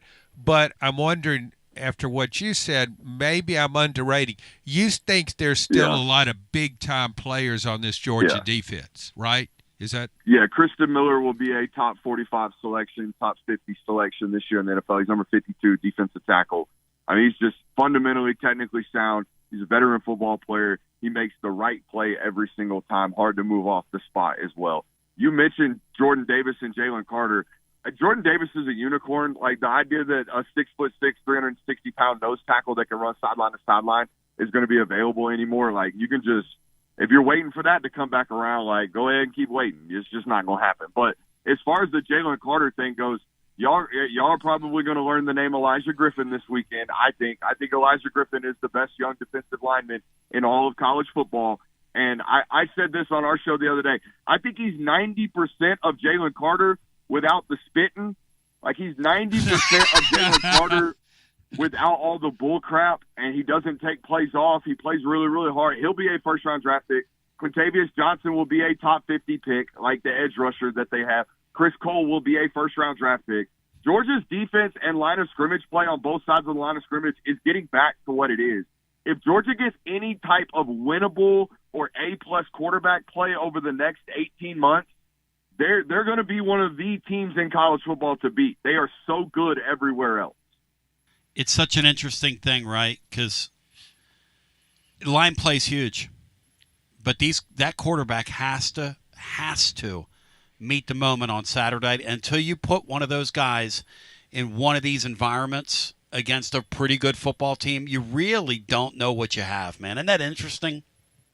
Dude, I watched Carson Beck go on the road for the first time 2 years ago, who is an NFL processor, by the way. He's got his own limitations. He can't run the football. He refuses to pull it. There's all kinds of different things about that. But I watched him go on the road to an Auburn football team that was not very good with Ladd McConkey and Brock Bowers and scored 20 points. Like, yep. I've seen it. I know what this conference does, guys. We know what it is. Yes. Like I said on our show, I legitimately think with the way Alabama played week one, with what's going on with Arch Manning, with Austin Simmons turning it over every time I turn around, this is the toughest football game for Georgia on paper right now to date. This is what it looks like. First road start, quarterback not playing confident. You got running the ball and playing defense on the road in Neyland Stadium against an uber explosive and confident offense. Good luck. Like that's on paper, this looks like the biggest test for me. And you can see it. Everybody's responding the same way. You watch it. College game day, that whole damn table's going to pick Tennessee. You watch, okay? And that's what also scares me about this one. I don't know what the numbers are, but Kirby Smart's track record when the world don't believe in him is really, really good. Brooks Austin, if folks want to find you, how do they do so? And you happen to be the man. I appreciate you, brother. It's at Brooks Austin BA on all social media, but I'd rather you just run over to YouTube and search the Film Guy Network and give me a subscription. I appreciate you, boys. We'll talk to you soon, I'm sure. Much love. Give the Film Guy some love. Thank you, brother, as he appears on your TLD Logistics hotline. Man, there's so much to digest there. He's got Mike Detillier in him a little bit. So little time to get there. He's fired me up, focused me, and prepared me. And we're going to continue with more, get some more calls in after this. Are you stuck in a dead-end job or ready for a new challenge? Do you feel like it's time to try a new career? Well, it's time to change lanes with TLD Logistics. My friends at TLD Logistics have some really exciting opportunities for you to learn a new skill. With a new 5-acre driving academy that's now under new leadership with all new course material. And the best part, it's absolutely free. What a great deal to set you on the road to higher pay.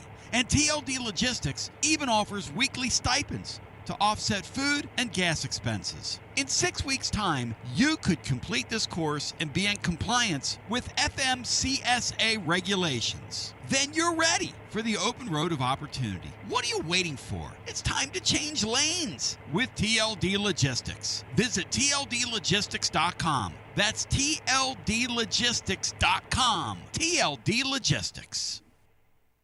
Yee-haw! I've been hooting and hollering ever since I started betting with the VIP Play app.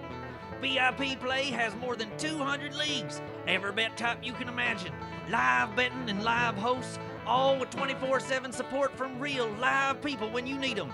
Start betting better with the VIP Play app today. Don't be a better, be a better with VIP Play today. VIP Play coming soon. Gambling problem? Call 1-800-889-9789. Must be 21 plus and located in Tennessee to bet.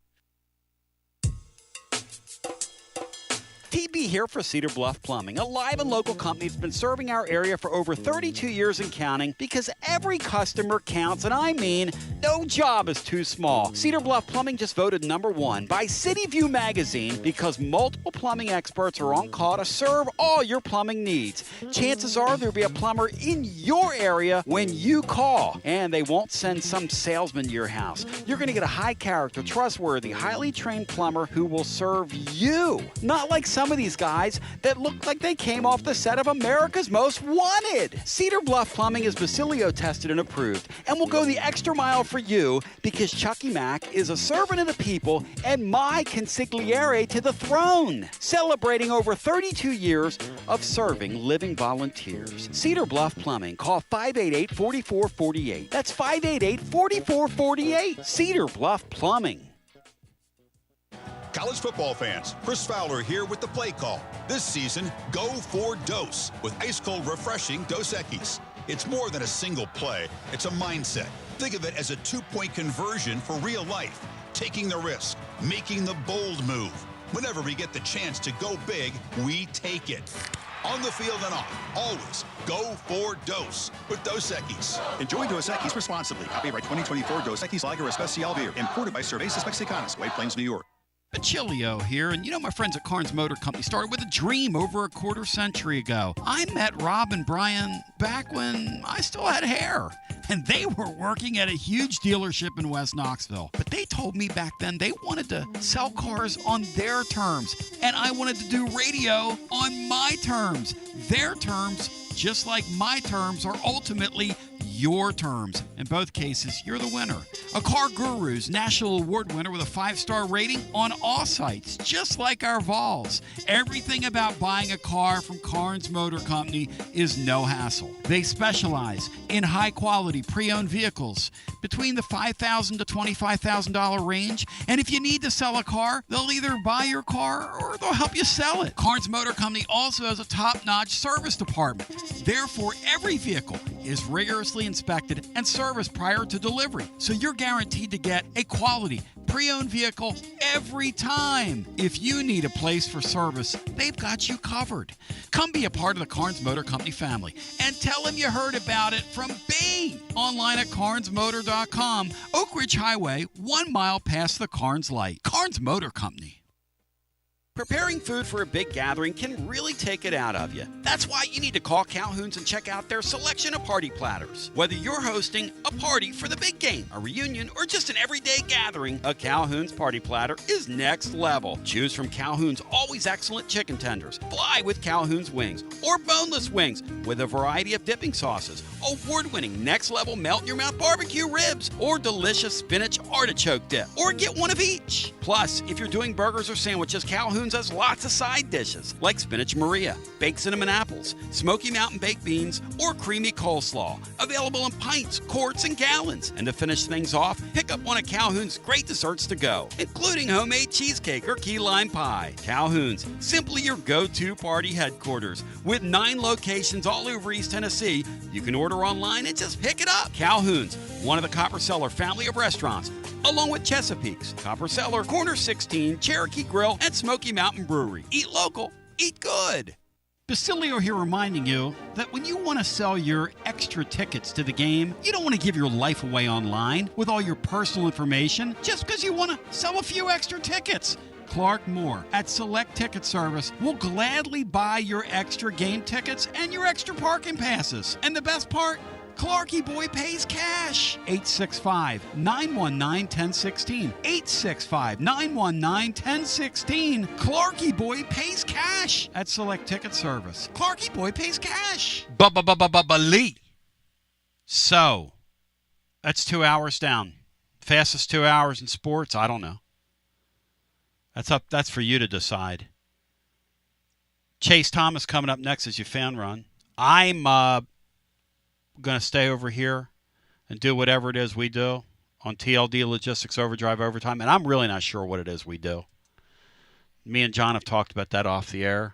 But I want to thank Jennifer Morris for presenting the great John Adams today. You can find her nextmovesmokymountains.com. She's unbelievable. Andy, don't you dare buy, sell, or trade a house without consulting her. I want to thank TGMD, who broke it down scientifically today over at tclub.team. Check out our blog there today.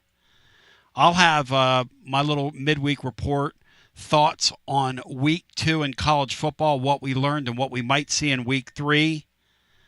And we're going to do some TLD Logistics Overdrive Overtime. The great Chase Thomas up next. Peace to you. Have a great day. You're listening to FM 105.7 and AM 1340, WKGN Knoxville, and W289CU Knoxville, Fan Run Radio.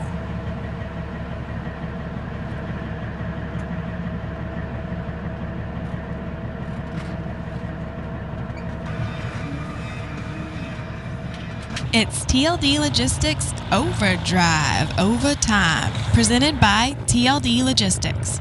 Online at tldlogistics.com.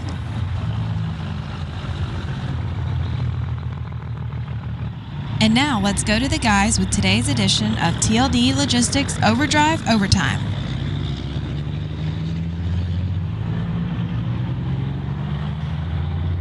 TB back with you.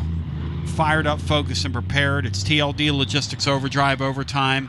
All right, what'd you guys think of the Austin guy? Let's go around the room. John, and then we go to the phones.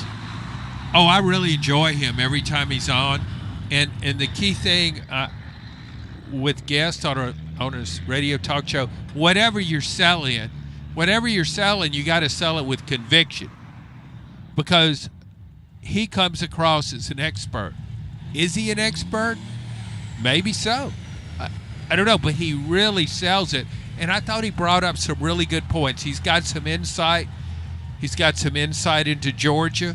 And I think, and he's also built up some credibility, because you go back when he said what he said about Joey football, and as soon as Tennessee acquired him from UCLA. We had him on, like he said, hey, you guys hit it. And see, sometimes when that happens, I'm wondering, is he just talking to is he preaching to the choir? Is he saying what he thinks his audience wants to hear? Yeah. But now that I have a track record with him, no, he's not. He really believed in Joey Agalar, and I thought that was so poignant. What he said about Joey Agalar is playing quarterback. And Nico really wasn't. That Nico, okay, looks, guy's not open, boom, I'm scrambling around or trying to run, and he ran with such. The one thing I'll say about Nico now, when I watch him at UCLA, as bad as that team is, when Nico runs now, he really runs. That's what I thought he would do at Tennessee. He's a running threat. He looks elusive. He's not having second thoughts. He's not thinking. He's just running. I didn't see that at Tennessee other than in the Citrus Bowl.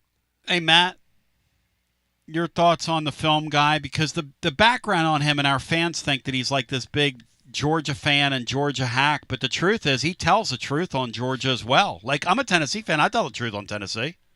I go on somebody's show, and I'll give you my opinion. If I think the Vols are in trouble in a game, I say it right into the microphone. I mean, I don't understand why, if I'm a fan of something or like something, why I can't tell the truth on it. I mean, he basically said, if that quarterback plays well, they're going to win the game, and if he doesn't, they're going to be in big trouble. That's basically what he said today. Your thoughts on the film guy's appearance here, Matt? No, I thought he was really good once again. He's really insightful. Obviously, does a lot of film watching and research, and invest time in it, and it shows. So no, I like it, and he just kind of tells it like it is. So I think he's a really good. And by the way, I gave Garantano a link today on the blog, which is read by thousands of people. And I did that really for two reasons. For one, we were pretty rough on him when he played here. But two, I think he's going to carve out a real nice niche for himself, being one of these guys that breaks film down. And Good for him. I know, and he seems really knowledgeable about it. Yeah. So I wanted to give him some love. I hope they see some increased traffic from that. And he goes, man, that's the guy that, God, that guy called me Club Gitmo when I played quarterback. But I mean, you can do both. Like you can get on my nerves when you're playing, but he's really good in that space too. Yeah, and Matt said something about Brooks Austin that's really significant, and he said, he just says what he thinks. He tells it like it is. But see, a lot of people don't.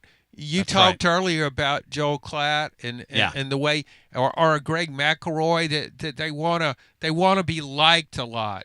And I was. Years ago, I would go down and speak at the Gainesville Quarterback Club. It was a wild scene. There were 2 quarterback clubs there in Gainesville, and I spoke at both of them, but one of them, these guys were pretty rowdy. It was a lot of fun. And back when Florida was dominating the series under Spurrier, and I talked about it, and when it was doing it under Urban Meyer, I would make fun of Tennessee. I'm playing to my audience, and the audience loved me. But when Florida hired Will Muschamp, I thought that was a horrible, horrible hire. And here's not, and so I just was telling it. They thought you were going to play the hits. They thought you were going to play the hits. And they never asked me back after that. So Adams went in there and said, horrible hire. Sorry, guys. Yeah, and so. I'm not going to play the hits for you guys. No. I don't know. Brooks Austin reminds me of like a film Mike Detillier. Back to the phones we go. Hello and welcome into our next call. Just totally no-sold that. I no-sold you, Bri. I do like his... What was really... Go ahead. What was really amazing about Brooks Austin, he had a hot take. He said Tennessee, on paper, to date, is the toughest team on Georgia's schedule to date. To date. What the heck? That was kind of like Titans-Bills saying Josh Heupel needed to come up with an excellent game plan against the Dogs. I'm just waiting for Titans-Bill to come up with a top 5 above 90. Well, people are living longer. Shirley Jones is closing in on that mark. No, she's 92. No? No. He did go on to point out that Ole Miss's quarterback's hurt, that Texas Archie Manning, there's sort of questions about him and some of the other teams that have to play. He thinks Tennessee right now is playing better than anybody else on Georgia's schedule. He said Ole Miss's quarterback is hurt? He is hurt. He said, he said Ole Miss's quarterback, they have a hurt quarterback, and Archie Manning's struggling. He said you can make a case this will be Georgia's toughest game. He said that. That's what I got out of it. No, their toughest game. So is he not playing this week? Who's that? Austin Simmons. I don't know. He's beat up though. He got Matt. He left the game. Fourth quarter? He walked off the field. It did not look good, did it, Matt? No, it looked like he rolled his ankle pretty bad. Late in that game. So I don't know. I've not seen an update, but not a season ender. But he's definitely going to be affected by it for a month or so. Soft tissue stuff, man. It's rough. John Adams, in your opinion, is there a better coach in college football? We like to joke around and call him Kirby Dumb. Yep. But is there a better coach than Kirby Smart in college football? Play me. No, I don't think so. And I really thought a few years ago, everybody, I think, is pretty much in agreement that Nick Saban's the greatest coach of all time in college football. You just look at the trophies, national championship trophies, 7 altogether. But I thought in 21, I thought by then Kirby Smart had surpassed him. I thought he's the best coach in college football. he does three things really well. He motivates, he recruits, and evaluation goes along with that. Recruits like a maniac. He works really hard. And on game day, he doesn't take game day off. No, he's really good on game day. And he doesn't freeze up. I've come to appreciate that about him. He's really good on game day. And I think there are a lot of coaches who are successful in other areas who become a liability on game day. And Taylor, I've been very lazy down through the years. I got friends that are Georgia fans, you know. And when I call him Kirby Dumb, they send me like texts that say F you. Still doing that, still doing that, still doing that. And really, it's really more direct. I mean, I'm amusing myself within the confines of the program. That guy does a great job with his program. There's just no doubt about that. But he's very unlikable. Oh, he does have a sports clip haircut. Oh, he does. He cuts his hair with a Flowbee. He has got a, he wears the damn visor inside. What is up with these guys that wear a visor inside, John? I mean, I pretty much ignore how a coach looks on the sideline. A lot of people comment to me. I get a lot of emails about Heupel's appearance. Josh Heupel's, I don't know what he's doing with that beard. That beard, that is not working. Whatever Heupel's trying to do, and I've tried a lot of things down through the years, Taylor, don't work. I'm to the point right now where I don't work. Yeah, but you know what? I mean, if you're winning, it's a big so what. No doubt. It's a huge so what. When you start losing, that's when they start talking about your appearance. Yeah. Yes. Speaking of winning, what do you gentlemen think if Tennessee should beat Georgia? And I think that's a big if. I think the line play, as Brooks Austin indicated, Georgia just stacks 5 stars upon 5 stars. Yeah. On offensive line and defensive line. Yep. And as he said, I didn't take offense at this. I think it's accurate. The high school kids that Georgia doesn't want end up at places like Tennessee. That hurts to hear that, but I think that's pretty much true. Georgia gets the players in Georgia for the most part, and certainly the linemen that they want to get. Listen, their sloppy seconds, a lot of those guys are playing in the NFL. A lot of those guys are great NFL players. I mean, there have been years where we've gotten their sloppy seconds, and they're damn good players. What do you think the number is, guys, in the state of Georgia? They've got to go 200 players deep annually, right? In Division I football that are very good players. Yeah. Cam Sutton was probably not recruited by them, and he's pretty good. He's a 3-star player, Bri. He's a 3-star player. Well, you're exactly right. Here's the thing. I think Kirby Smart has done a good job of this. When you're in a state, that was right. We're a great in-state recruiting base, okay, he still goes out and recruits nationally. No doubt. So you got to, that's your foundation. But in this era, Georgia's capable of going and getting a Brock Bowers. Hey, somebody told me the other day, Taylor, they saw this quarterback in the mid-state that they have committed. They said he's unbelievable. Like, this kid's unbelievable. This kid that Georgia is getting out of the Nashville area, I had somebody tell me that saw him a week and a half ago and said this guy is unfreaking real how talented he is. Is this Curtis? Yes, the Curtis kid. Yeah. Hey, gents, on the way out, a quick comment and then a question. A comment is, Tony, yesterday's show highlighted by Big Josh's call about the upcoming Georgia game, his passion, and then ended by Williams' father's passionate family call is the reason you're the dean and the reason why your show has been so entertaining and so community-focused for over 3 decades. It's next level. Question, though, on the way out, if Tennessee should find a way to beat Georgia on Saturday, which it's going to be a fever pitch at Neyland. I can't even imagine what that environment's going to be like.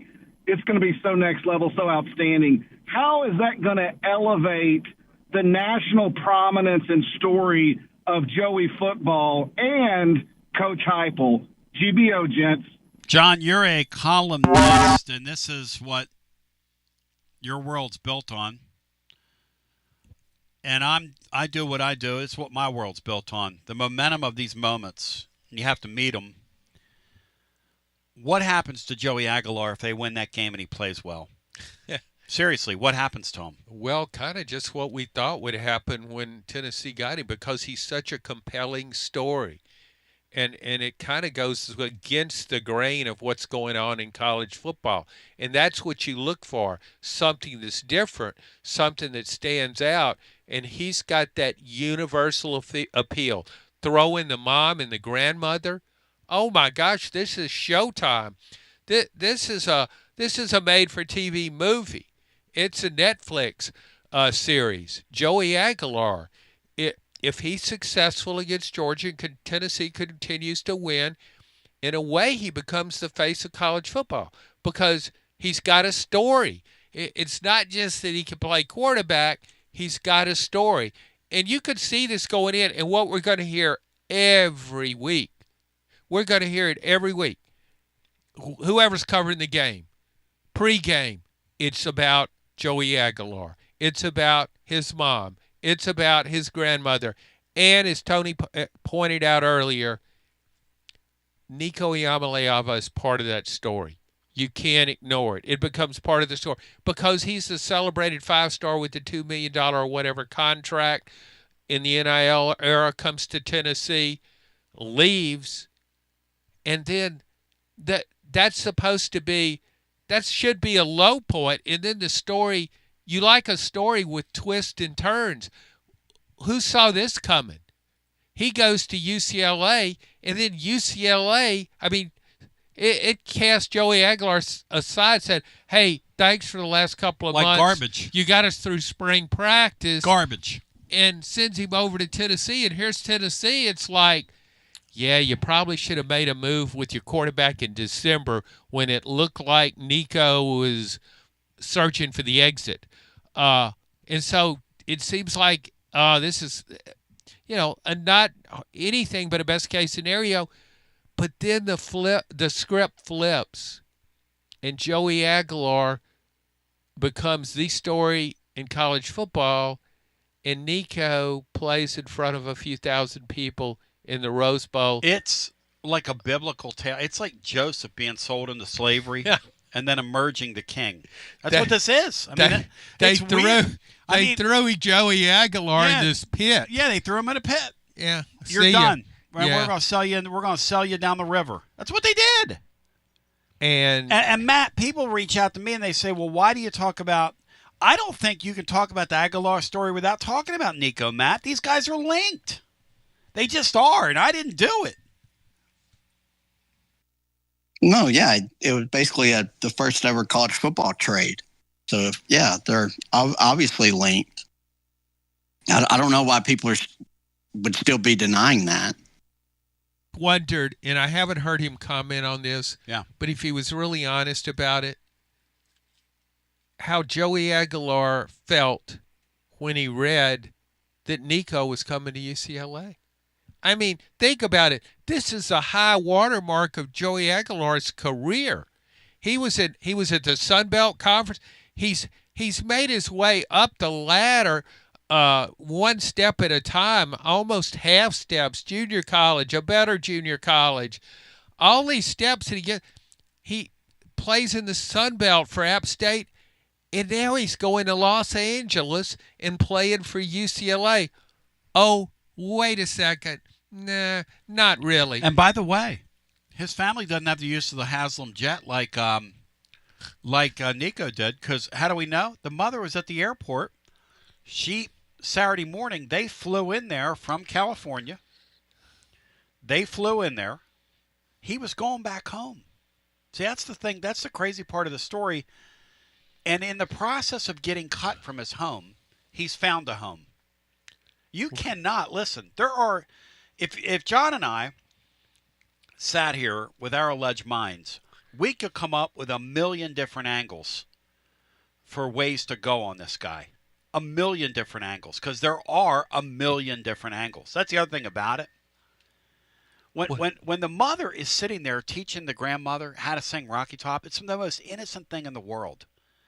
When the lady cries when they're running through the tea, she's over there crying her eyes out when they run through the tee.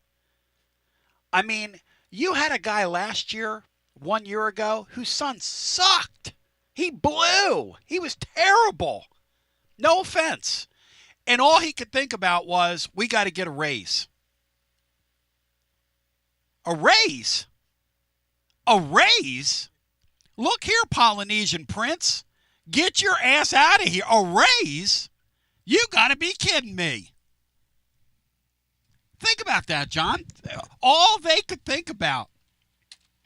And people say, well, why do you got to talk about one and the other? Because they're linked. If it isn't for the fact that Nico did what he did.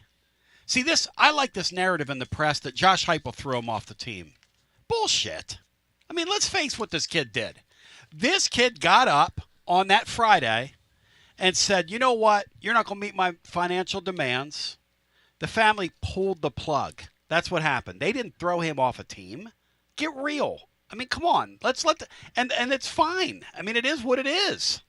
If you're doing a documentary on this, right? I've got the last two. I got the last two shots, the last two camera shots. Let's say Tennessee, for hypothetical and creative purposes, upsets Georgia. They're carrying Joey football off the field. They show the mom and grandmother laughing, crying in the stands, and then they go to the clip where Nico's walking off the field after throwing a game-losing interception against UNLV, and he's got a towel over his head. That's how it ended. And that's what we're talking. That's the deal. And that is unfolding before our very eyes. And I'm going to tell you, John's right. In this era of greed, hey, Matt, it's not going to surprise you when I tell you this. I've had two people from Pennsylvania reach out to me and say, we are really rooting for Joey football this weekend. Sure they are. Everybody who could? How could you loves not? This guy. How could you not root for him? It's almost like having like a, not Rudy, but it's very Disney-esque what we're seeing here. Yeah, it's like it's really interesting. Yeah, he was. No, it's not Rudy because this guy can play. Yeah, but when you think about it, everybody told him he couldn't play. So in a way, there is a Rudy element because it's like, well, I mean, you can come on the team. You can help us out in practice. You're never going to play here. You're never going to play at this junior college. We're going to have better players, but you can come and be a part of the team. We'd welcome you. No, he's a lot better than that. But and here's something we don't know, and that's what makes sports so great. We still don't know how good he is. We've just seen him against Syracuse, ETSU. We don't know. And so, yeah, maybe he's not as good as we thought he was based on those two games. He's definitely better than people all along the way have thought he was. We don't know what his pinnacle is. If he shows that against Georgia, and there's a chance he will, you can't say, oh, well, that, he's done okay, but this is as good as it gets. It may not be as good as it gets. It may actually get better. Hey, I'll remind people, and I'm not comparing him to this guy, okay? But I'm going to remind everybody listening that Kurt Warner was was literally stocking shelves in the middle of the night. In Cedar Rapids, Iowa, and playing for the Iowa Barnstormers at night in indoor football. And then now he's in the Hall of Fame. I'm not saying that's what this guy is. But I'm saying stranger things have happened in sports and in life. There are a lot of Major League Baseball players that were told they couldn't do it, that got kicked out of organizations, that had to go to independent baseball, which is the lowest of the low. And they're now in Major League Baseball. That happens constantly. People are allowed to get better. And when you're given an opportunity and you get a crack of light sometimes in life, some people are not afraid to walk through the door. A lot of people are. A lot of people are afraid of success. This kid here looks to me like he's extremely into meeting the moment, which is what I've been saying all week. I love that term because sometimes when you get in the moment, you blink. And who knows what he's going to do Saturday. And your mechanics fail you. Well, there you go. Yeah. It's easily, Matt, this is easily the biggest game of this kid's life coming up this weekend. This is easily the biggest game of this kid's life, yes? It's got to be. Well, yeah, absolutely. Yeah, that's easy. So great. I cannot believe how much fun this is. It's like a gift out of nowhere. And here's the thing, too. The way he's looked in these first two games, I mean, if Tennessee had just won the game and he'd been okay and he didn't throw interceptions, you'd be saying, wow, Tennessee really came out of this looking good.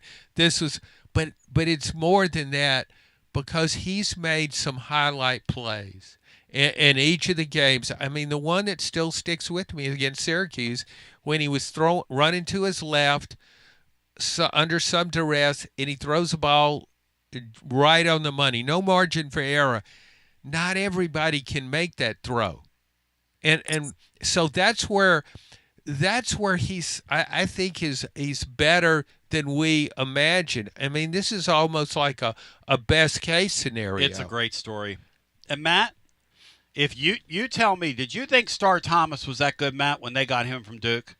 Because I thought, just like Joey football, this guy's going to be kind of a scrub, and we're going to make do with it, and we got to retread off Duke's roster.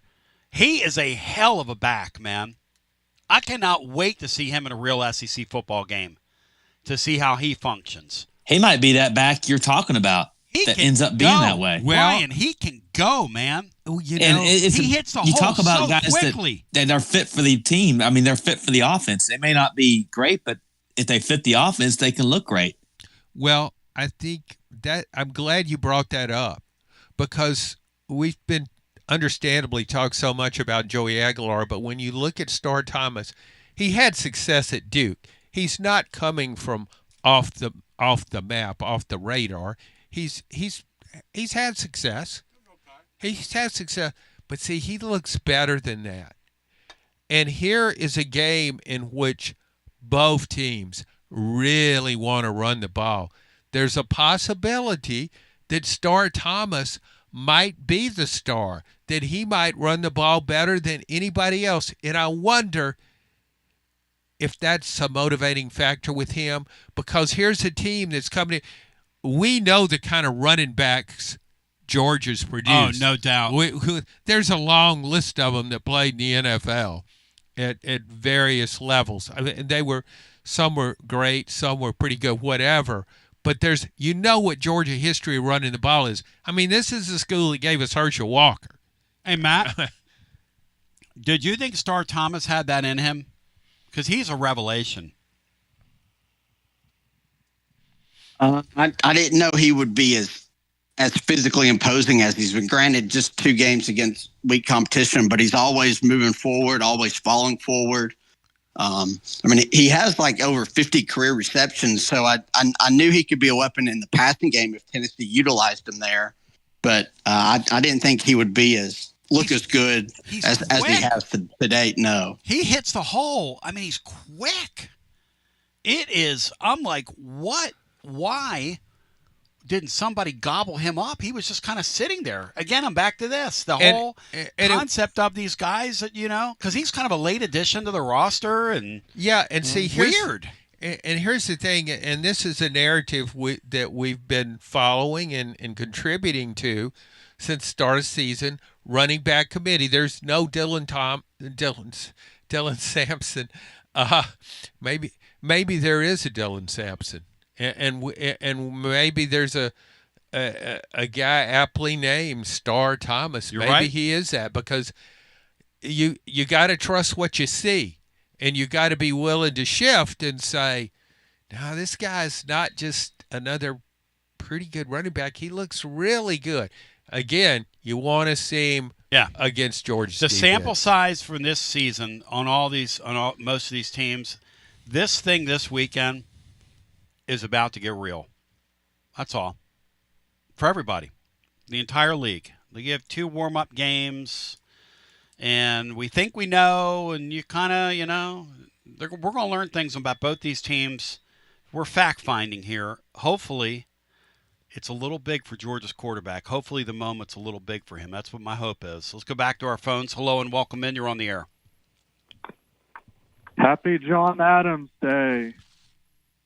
Hey, Josh, welcome in. How's it going? Under wings? Good, John. Good, Mr. Adams. Thank you, John. Thanks for Before I get to Tennessee, Tone, is it funny, Tone, since Brent Key has been at Georgia Tech, is it funny how he plays better as an underdog than a favorite, This Key guy, GT? Oh, well, they're going to have a lot of chances at Georgia Tech to be a dog, with the schedule they play. And Saturday against Clemson. But that is a really good point. And I'll tell you this right now, I think that guy's the perfect coach for the institution he's at. That guy does a really nice job. Yeah. Do you think there's a chance they can beat Clemson Saturday, Tone? I mean, who knows? Again. Yeah. Sample size. Yeah, I just watched Georgia Tech. And I like this coach too. I agree with you. And I like what Georgia Tech under this coach has an identity that it didn't have before. Yeah. And I like it. It's tougher. It maybe more talented, but also tougher. The problem I have with Georgia is as much as they put on their quarterback. I mean, Haynes King, they just turned him into like an old I formation tailback. He's got to do it all. A single wing tailback, just tough yards. He's expected to get him. I don't think you can hold up. It's like Doc Blanchard back there. I mean, what are you going to try? You trying to kill the guy? Well, Georgia Tech and Vanderbilt have so many similarities. They almost look identical in the type of coach they have. That's perfect for the quarterback play, having to do a lot. Their fan bases. There's just so many comparisons. And they have kind of their a tough, teams are. And they have a little bit of a tough guy identity too, Brian. Because that Vanderbilt team's tougher than people think they are. Where is that game? Is that game at Clemson or is it in Atlanta? It's in Atlanta. DC. Ooh. Yeah. Ooh. Georgia Tech's a 3.5 point underdog. Ooh. Noon kickoff. That's Saturday, a well worth watching game right there, John. And also, I think Brian just said it. The idea that Georgia Tech, forget what Clemson happened, that it lost the opener, or that it was going through the motions against Troy. This is a very talented team. And I still wouldn't count it out of the playoffs. I wouldn't either. No stretch. No. Yet Georgia Tech is only 3.5 point underdog. Say it's interesting. Yeah. It's kind of like our game. It's a lot closer than you would think. And Georgia worries about Georgia Tech now. They got him. They had him beat last year. That was sickening, man. So on the Tennessee guys, do you think we finally see a big game from Mike Matthews, the 5-star? Matt, do we see a big breakout game from anybody this weekend against Georgia's defense, or is it going to be whatever it's going to be? I mean, he'd probably be the most likely of your receivers to do that. Due to his physical nature. Really, you got to have a few explosive plays, and so we'll see if Tennessee's receivers can do that downfield. But I mean, you need Matthews to play up to his potential. Really, not just this game, but all season. I wonder how many tight end targets we see this weekend, because that's something they haven't really true had in the book yet. Watson seems to think that the tight end's going to come into play this weekend. Do you think there's a possibility, Tone, we could see 3 tight ends on one play maybe Saturday? It depends on the situation, I would imagine. If you get around the goal line, maybe. Yeah. I wonder if Heupel guys might pull out all the stops and we might see 1 or 2 trick plays Saturday, as tough as Georgia's defense is. What do you think, John? Maybe put Boo Carter in the game and run him in motion and flip a ball to him and see what he can do. Yeah. He's, I tell you what, a guy that makes people hard to get miss. On the ground. The way that guy makes people miss, it would be really hard for me to keep him off offense. Mm-hmm. Yeah. Guys, out the door, I know everybody has thrown out their predictions for guest picker, and we don't know who it's going to be on College Game Day yet. But I want to nominate a guy who is from here and who went to high school here. I nominate Johnny Knoxville. See ya. Thank you. That's a really good point. Let me say this, ladies and germs, boys and girls, children of all ages. Can you bet on that? Can you bet on, Matt, who the guest picker is going to be? I don't think you can. But my friends, go ahead. No, I just think it's odd that, Tennessee is an established program. Yeah. It's been in the national spotlight. Yes. Peyton Manning played here. It's just, yeah. And why does everybody get so caught up in this? Ooh, ESPN's coming to town. Matt is a big fan of that show, aren't you, Matt? Listen to this. Oh, absolutely. College football basically revolves around it. He called the people that go down there the casuals. Matt called them the casuals Saturday night. The concept, listen.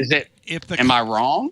The concept of standing there for what is basically an advertisement that those guys are being paid millions of dollars to do, and you're standing there as fodder. If that speaks to you, more power to you. I'm not trying to tell anybody how to think, but that does not speak to me. I would much rather go to Calhoun's on the River on Friday and be a part of something that's true community than, everything they do on that thing. If you watch the ad placement, all you are is a prop. You're a prop. You're a simple way to occupy their time. That's all you are, as Michael Stipe once said. You're a simple prop to occupy Pat McAfee's time on his way to making wheelbarrows of money. What about the guy who goes to every one of them with the Washington State flag, no matter where they are, and waves it and is seen with it? What's that guy? Is he a prop? No, he's a true believer. He's that's probably an interesting psychological profile. Like a lot of us are. And ladies and gentlemen, if you have that psychological profile, my friends at VIP Play want to remind you, you bet $5 or more, you get $100 in bonus bets. Here's the deal. Vols in Georgia this weekend, that number ticks back up. You're going to take the Vols. I'm going to have a same-game parlay for you in that game. I hit my first one. I sat out last week. Why did I sit out last week? Because I'm going to be honest with you. That game last week, I can't get it up for that. You know what I mean? Can you feel me? This week, however, VIP Play is going to meet the moment. The great Willie Heflin tells me VIP Play will meet the moment this week, as they do with 200 leagues. So they're live always, all around the world, always something you can get action on. Numerous bet types, props, options. You have a bet in mind? You don't find it at your book? Reach out to them. See if they'll make it for you. If it's compliant in Tennessee, they'll do it. That's why everybody gets treated like a VIP at VIP Play, where now we have direct deposit via debit card and Apple Pay, and you can believe that. Believe. If you have a gambling problem, 800-889-9789, 21 and over, located in the state of Tennessee to place a bet. We go back to our phones. This is fun stuff. This SEC football, that whole thing about it meaning more, it just feels different, John, in the air, doesn't it? When these games are coming up, there's just something. There's a different type of something in the air when these games are happening, and it doesn't have the.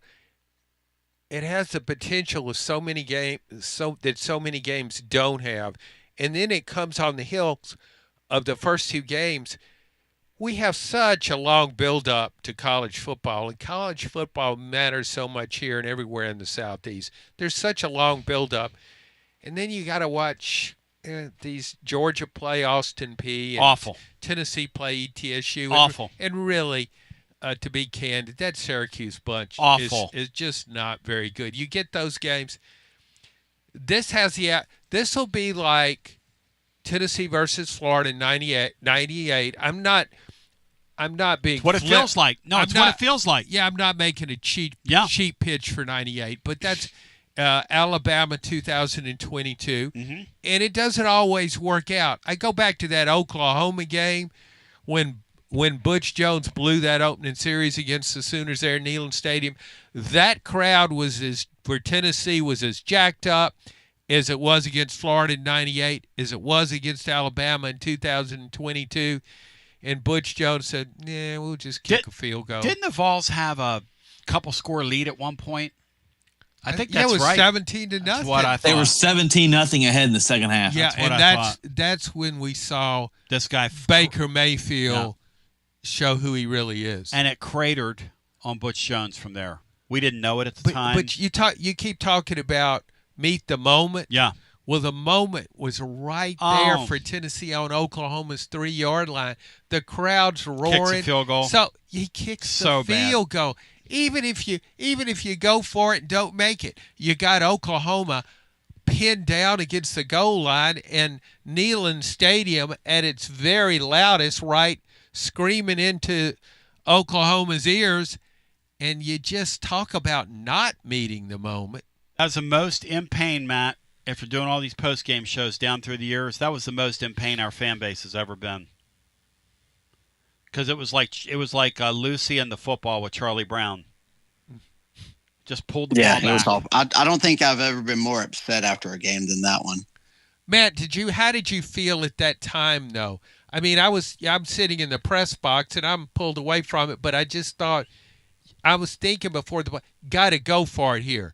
Don't failure doesn't matter. Did you feel that same way before? Yeah, you had to go for it. If you don't get it, you're going to get a safety on the next play anyway because you were dominating the line of scrimmage. Yes. This job and is you had so Kamara and Jalen Hurd and with Dodd. I mean, you have to go for it there. I don't see how they couldn't have got it if they go for it. Hey guys, this job with is what they so had. good. This job is so good that Butch Jones came that close to breaking through, and he is a straight maroon. Okay. But think about that. He is a straight moron. That's like Ed Orgeron breaking through at LSU. That's exactly right, and that's why LSU. That's what that is. That's why these are great jobs. I mean, this is a very good job here. Don't let anybody tell you that it's not a great job. It's a great job. Now you got to recruit. You got to go hard. Butch Jones did go hard on the recruiting trail. He gets credit for that, but. I mean, he hired a pretty good coaching staff in some spots. But when that season that they started off 6-0 and they were at Texas A&M and got the ball down there and had a chance from the 1 yard line to go for 2 at the end of a game on the road. Imagine John kicking an extra point from the 1 yard line. How stupid that is. But it was so what happened against Oklahoma told you what we was going to do in that situation. That's a good point. And I think this guy here would never do that. I promise you, if you put the ball on the 1 yard line for this coach, he would go for it 10 out of 10 times. I remember thinking during that game when the lead 17-0, Baker Mayfield was struggling terribly. Oh, yeah. And if you remember, he came in to Norman, Oklahoma, and took Trevor Knight's job. Trevor Knight wasn't a horrible quarterback. He was okay at Oklahoma, took his job. And I was thinking at halftime, Bob Stoops wants to win this game. He better pull this Mayfield dude and put Trevor Knight in, and he might have a chance. Stoops was about to get fired back then, if you remember that. I mean, they were getting ready to go on him, and then they made the playoffs. So let's get our next call in. Hello and welcome, and we know the rest with Butchie. Boy, he got slaughtered over the weekend. Hello and welcome in. Hey, Tony, Nathan, Chattanooga, how are you? Hey, Nathan, good to talk to you, buddy. Yeah, so I don't know, guys.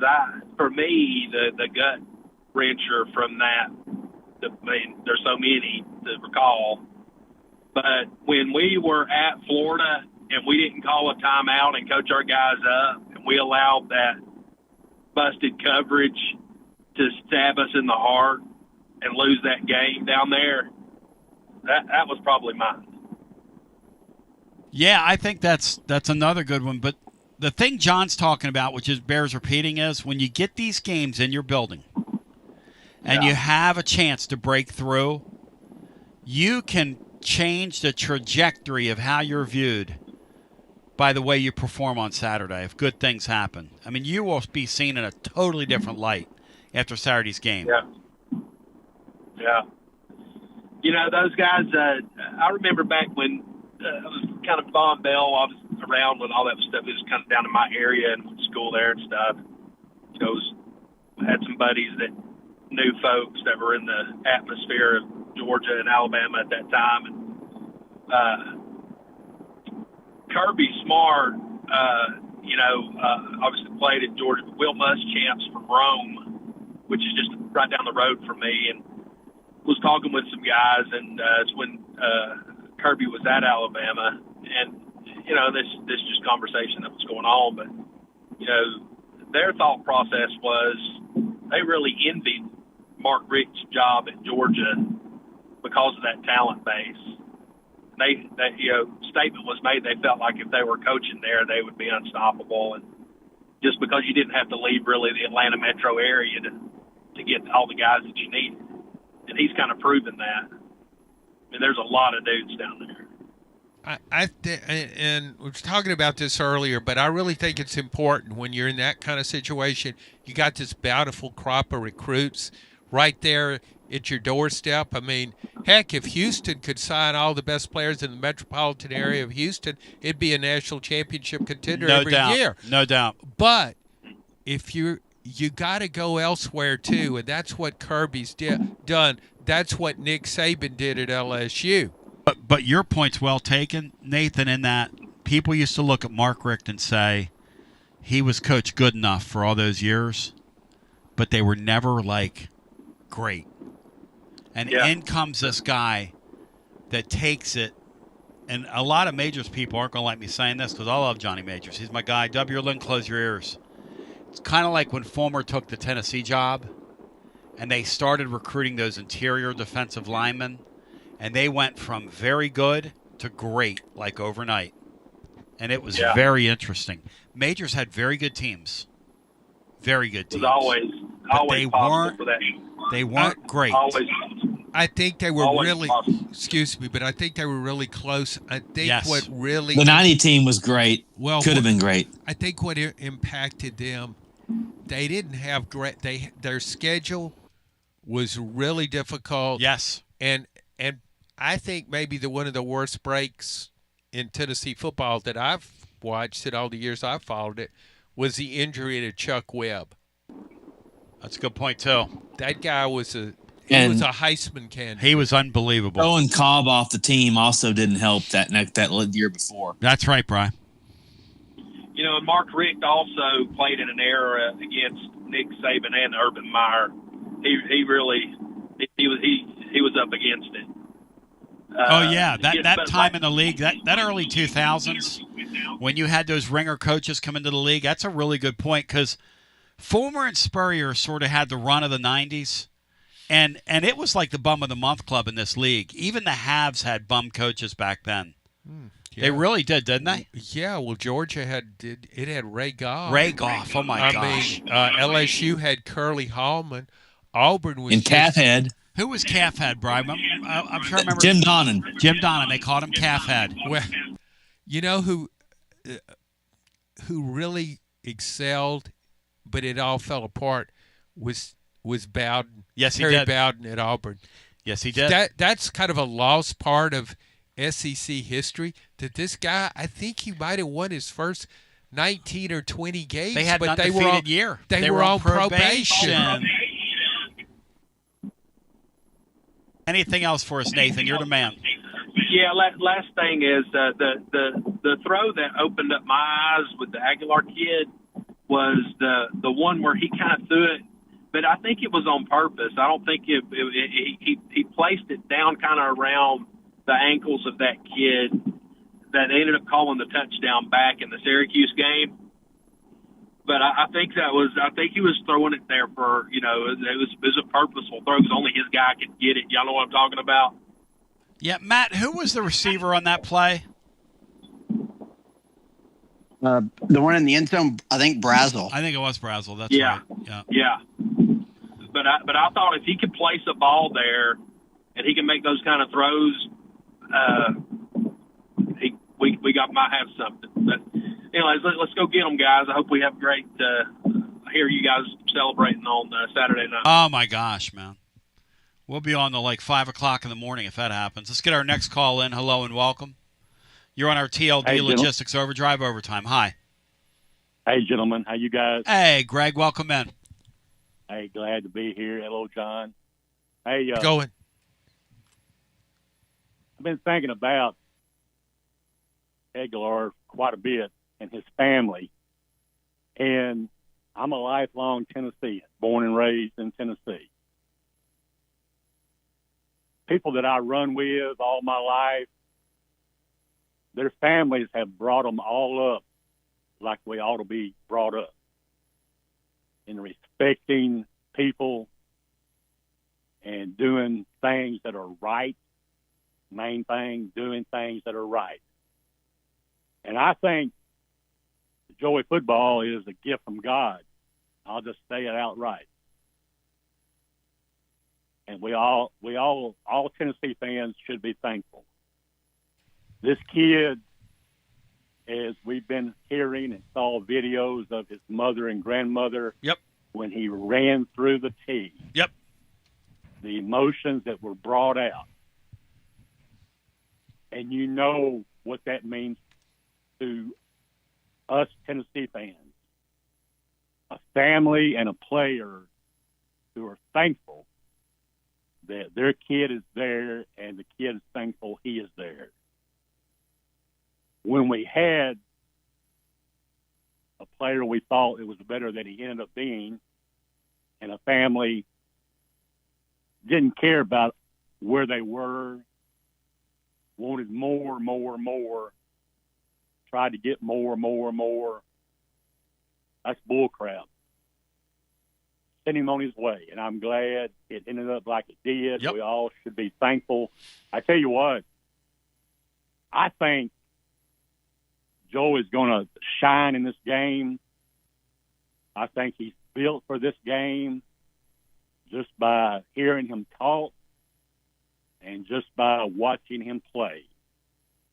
And I'm so thankful, and boys, ain't we glad to be alive and be in Tennessee?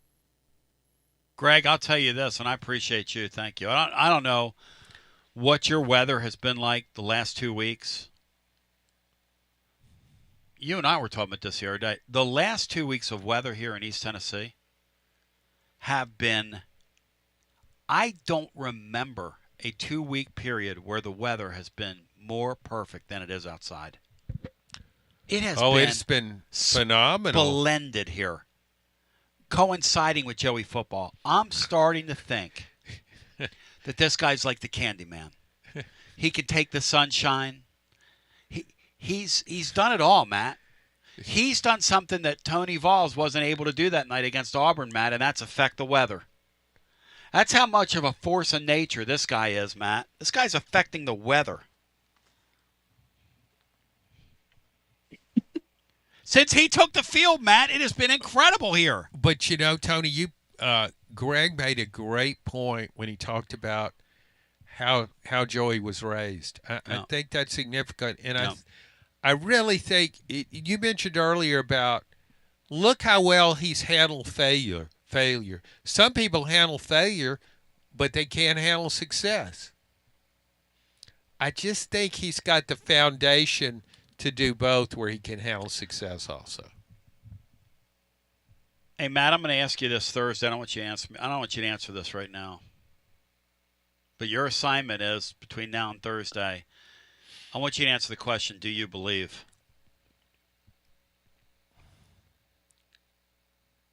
Back to the phones we go. Let's get our next call in on your TLD Logistics phone lines. Hello, welcome in. You're on the air. Hey, guys, this is DR Ball. I don't know if I believe, honestly. I'm thinking about maybe if we're going to lose, maybe at least make some money off of it. There you go. Play the number. Play the number. Might as well. I mean, and I hope we, at the end of the day, we all find out that I lost money. But I don't know. Maybe by Friday, Saturday when I'm drinking at the tailgate, I will think we're going to win. But I'm with Matt on the game day crap and like SEC Nation when they're there. I care nothing about going and watching that crap. It's packed, especially SEC Nation. You got Jordan Rodgers up there acting like he's better than everybody. It's awful. My wife likes to go, and I'm so thankful her friends are coming in for the game so they can go together. And see, that's great, and that's a good thing, because would your wife be described as a casual? Because that's how Matt describes her. Is she kind of a casual? She appreciates things like that and the ball walk. I mean, she's big into it, but me, I just don't care. Like, I would rather hang out tailgate and fellowship. See, when I see the band march by, I like tear up, but that's just me.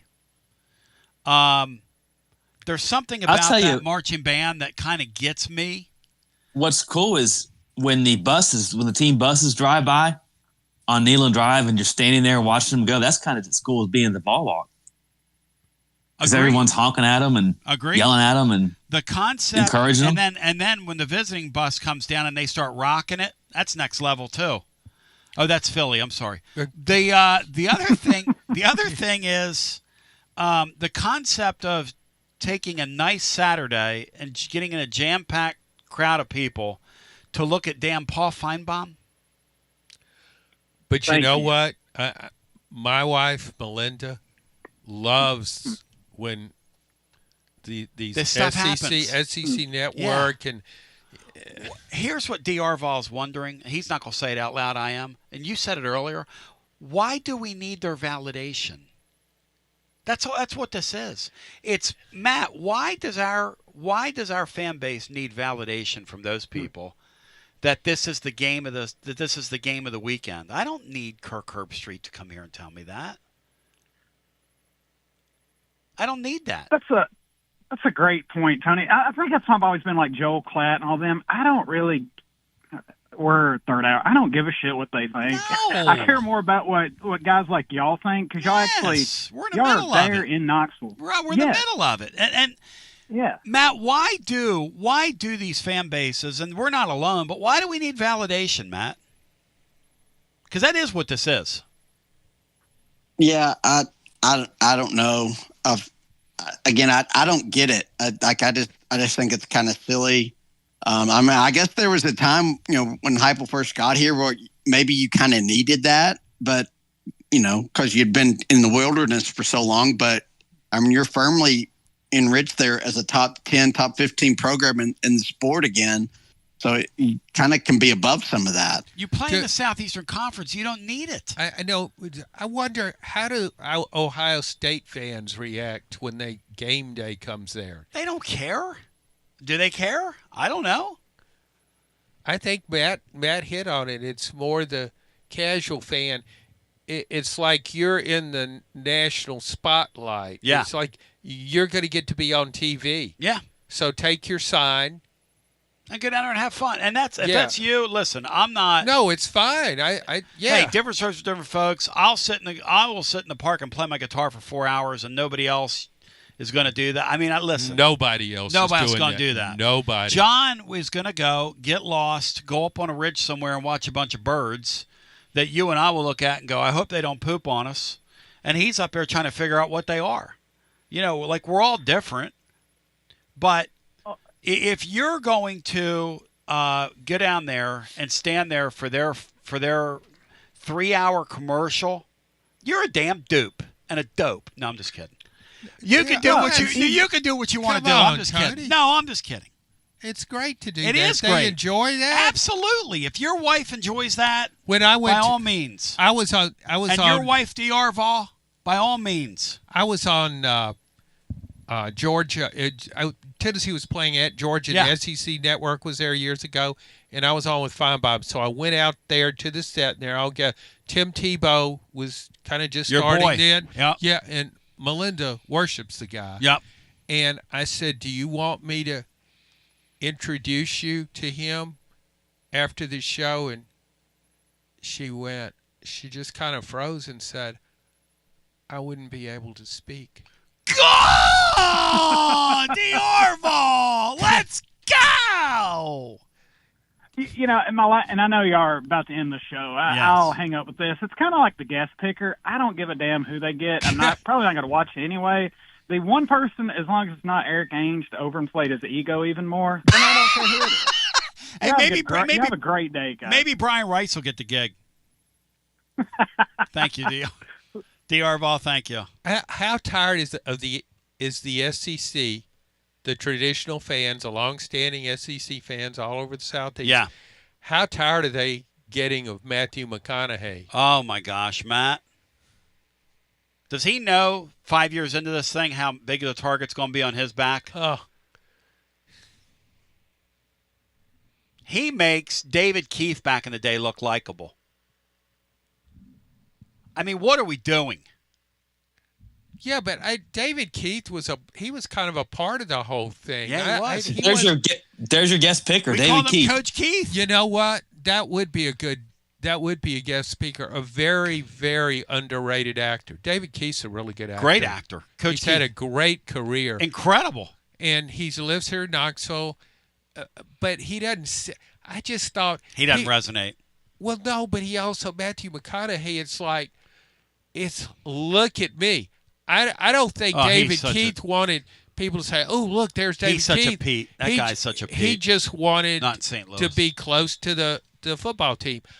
I think Matthew McConaughey is look. I'm just part of the show. Hey, Matt, who do you got for guest picker? I mean, I've not even thought about it. I don't know. You know what? You know what? That's whom I would pick if I were select. I would take Tony Basilio. I deserve it. Yeah, I just think you would. And they would go. You could out McAfee. They would go. Why is that bald guy up there? Who's that dude? Who looks like he literally they drug him out of a stoop. But you need to bring your mandolin with you. The only thing I would want to do is pet Herbie's dog. I love the fact that Herbie's such a dog guy that he brings his dog everywhere.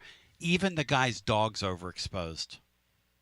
People are tired of the dog. Oh, he's got the one dog, Matt, in the whole wide world people are sick of looking at. I saw a kid kick a field goal the other day on there, that thing they do with the field goal kicking kid, and the dog was right in the middle of it. I'm like, what is this damn dog doing out here? At least this game won't be on the ESPN app. Can we go back to that for a second? You mean the alternative channel? Yeah, the ESPN minus. Yeah. Oh, by the way, I had 3 or 4 other people email me that the same thing happened to Joe. Yeah, then Jennifer Morris did, and but I've got several a number people. Of emails. Yeah, they had packet loss. People had packet loss. It wasn't just me. Matt, Brian, final thoughts here on the way out. You guys have been a great audience. The form of clapping your hands. Well, Bruce Pearl is considering running for Tommy Tuberville's vacated Senate seat when he decides to run for governor of Alabama. So could that mean that Bruce Pearl's coaching career is nearing its end? Pearl gave an interview to somebody last week, and he said, I will not finish my contract here. He said, I've accomplished everything I want to accomplish in basketball, and I'm done. So he probably will run, and he probably will win. Oh, he'll win rather easily. In fact, he'll be a runaway. In fact, Bruce Pearl has always had that thing about him where he doesn't believe a word he's saying, and you might not believe a word he's saying, but when you're in his presence, you believe every word he's saying. He just got that thing about him. He always did, didn't he, John? Oh, yeah. From the very beginning. The magnetism. Oh, this guy, that would be I'd like to run that campaign because all I'd just have to do. Okay, wind him Bruce, up. There's the microphone. Go get it. Wind him up. Matt Dixon, any final thoughts here on the way out? No, going to be a slow week. Needs to speed up. I'm going to do my part tomorrow because we have the fastest 3 hours. In fact, we're 3 hours and 5 minutes into this thing today.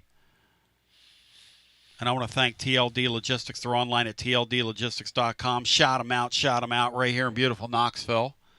If you're a driver and you're looking for a change of pace, they've got you. If you're somebody that's in the freight deal and you're hunting for someone that's got a just incredible opportunities for you in a brokerage sense. They'll take incredible care of you. TLD Logistics online, tldlogistics.com. John, presented by Jennifer Morris, next move, SmokyMountains.com. Her next move is to figure out why her ESPN Plus doesn't work.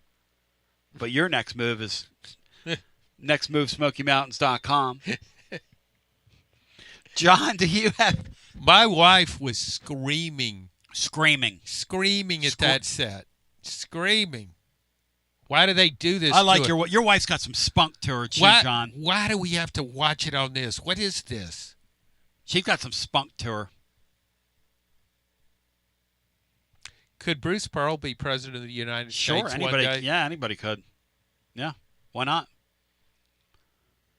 Till we meet again, I want to thank John. I want to thank Matt. I want to thank Bry. Tomorrow, it's a Wednesday with Cinco and a Wednesday with Watson Brown. We'll also have Tony Dasher in the mix and in the hunt with us, Bry. You know, we missed our calling today. We should have gotten Griff on today. But in lieu of Griff, Bry, how about a little fake Griff on the way out here?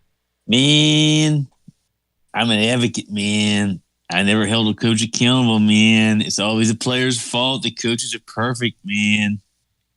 Appreciate you. Thanks. I want my access, man. Appreciate you. Nice. Thanks for playing. We love you. GPO. Brian just unloads on Griff on the way out. Oh, my gosh. God, this show is so bizarre. Love it. Oh, my God. At W289CU Knoxville, Fan Run Radio. I'm telling you right now, I got my game face on. This is serious. Do not try this at home. Professionals at work. Or I'll speak for myself here, as John Adams is with us on a Tuesday. Professional at work. Real Radio Professionalism 101. And when you're in the real radio professionalism, what you learn is you've got to meet the moment. And today, Brian Hartman, we are going to do just that. Because our film guy is going to be here, Bri. We're going to break it down scientifically, Bri. You excited? Yeah. Yes? He likes Aguilar. He loves him some Agalar. He liked him before anybody else did. There's a video out there, and I don't call it a video, but I call it a video, circulating with Joey Agalar's mom and the grandmom, and she's at the Charlotte airport, and she's teaching her how to sing Rocky Top. And, John, this thing, they couldn't be a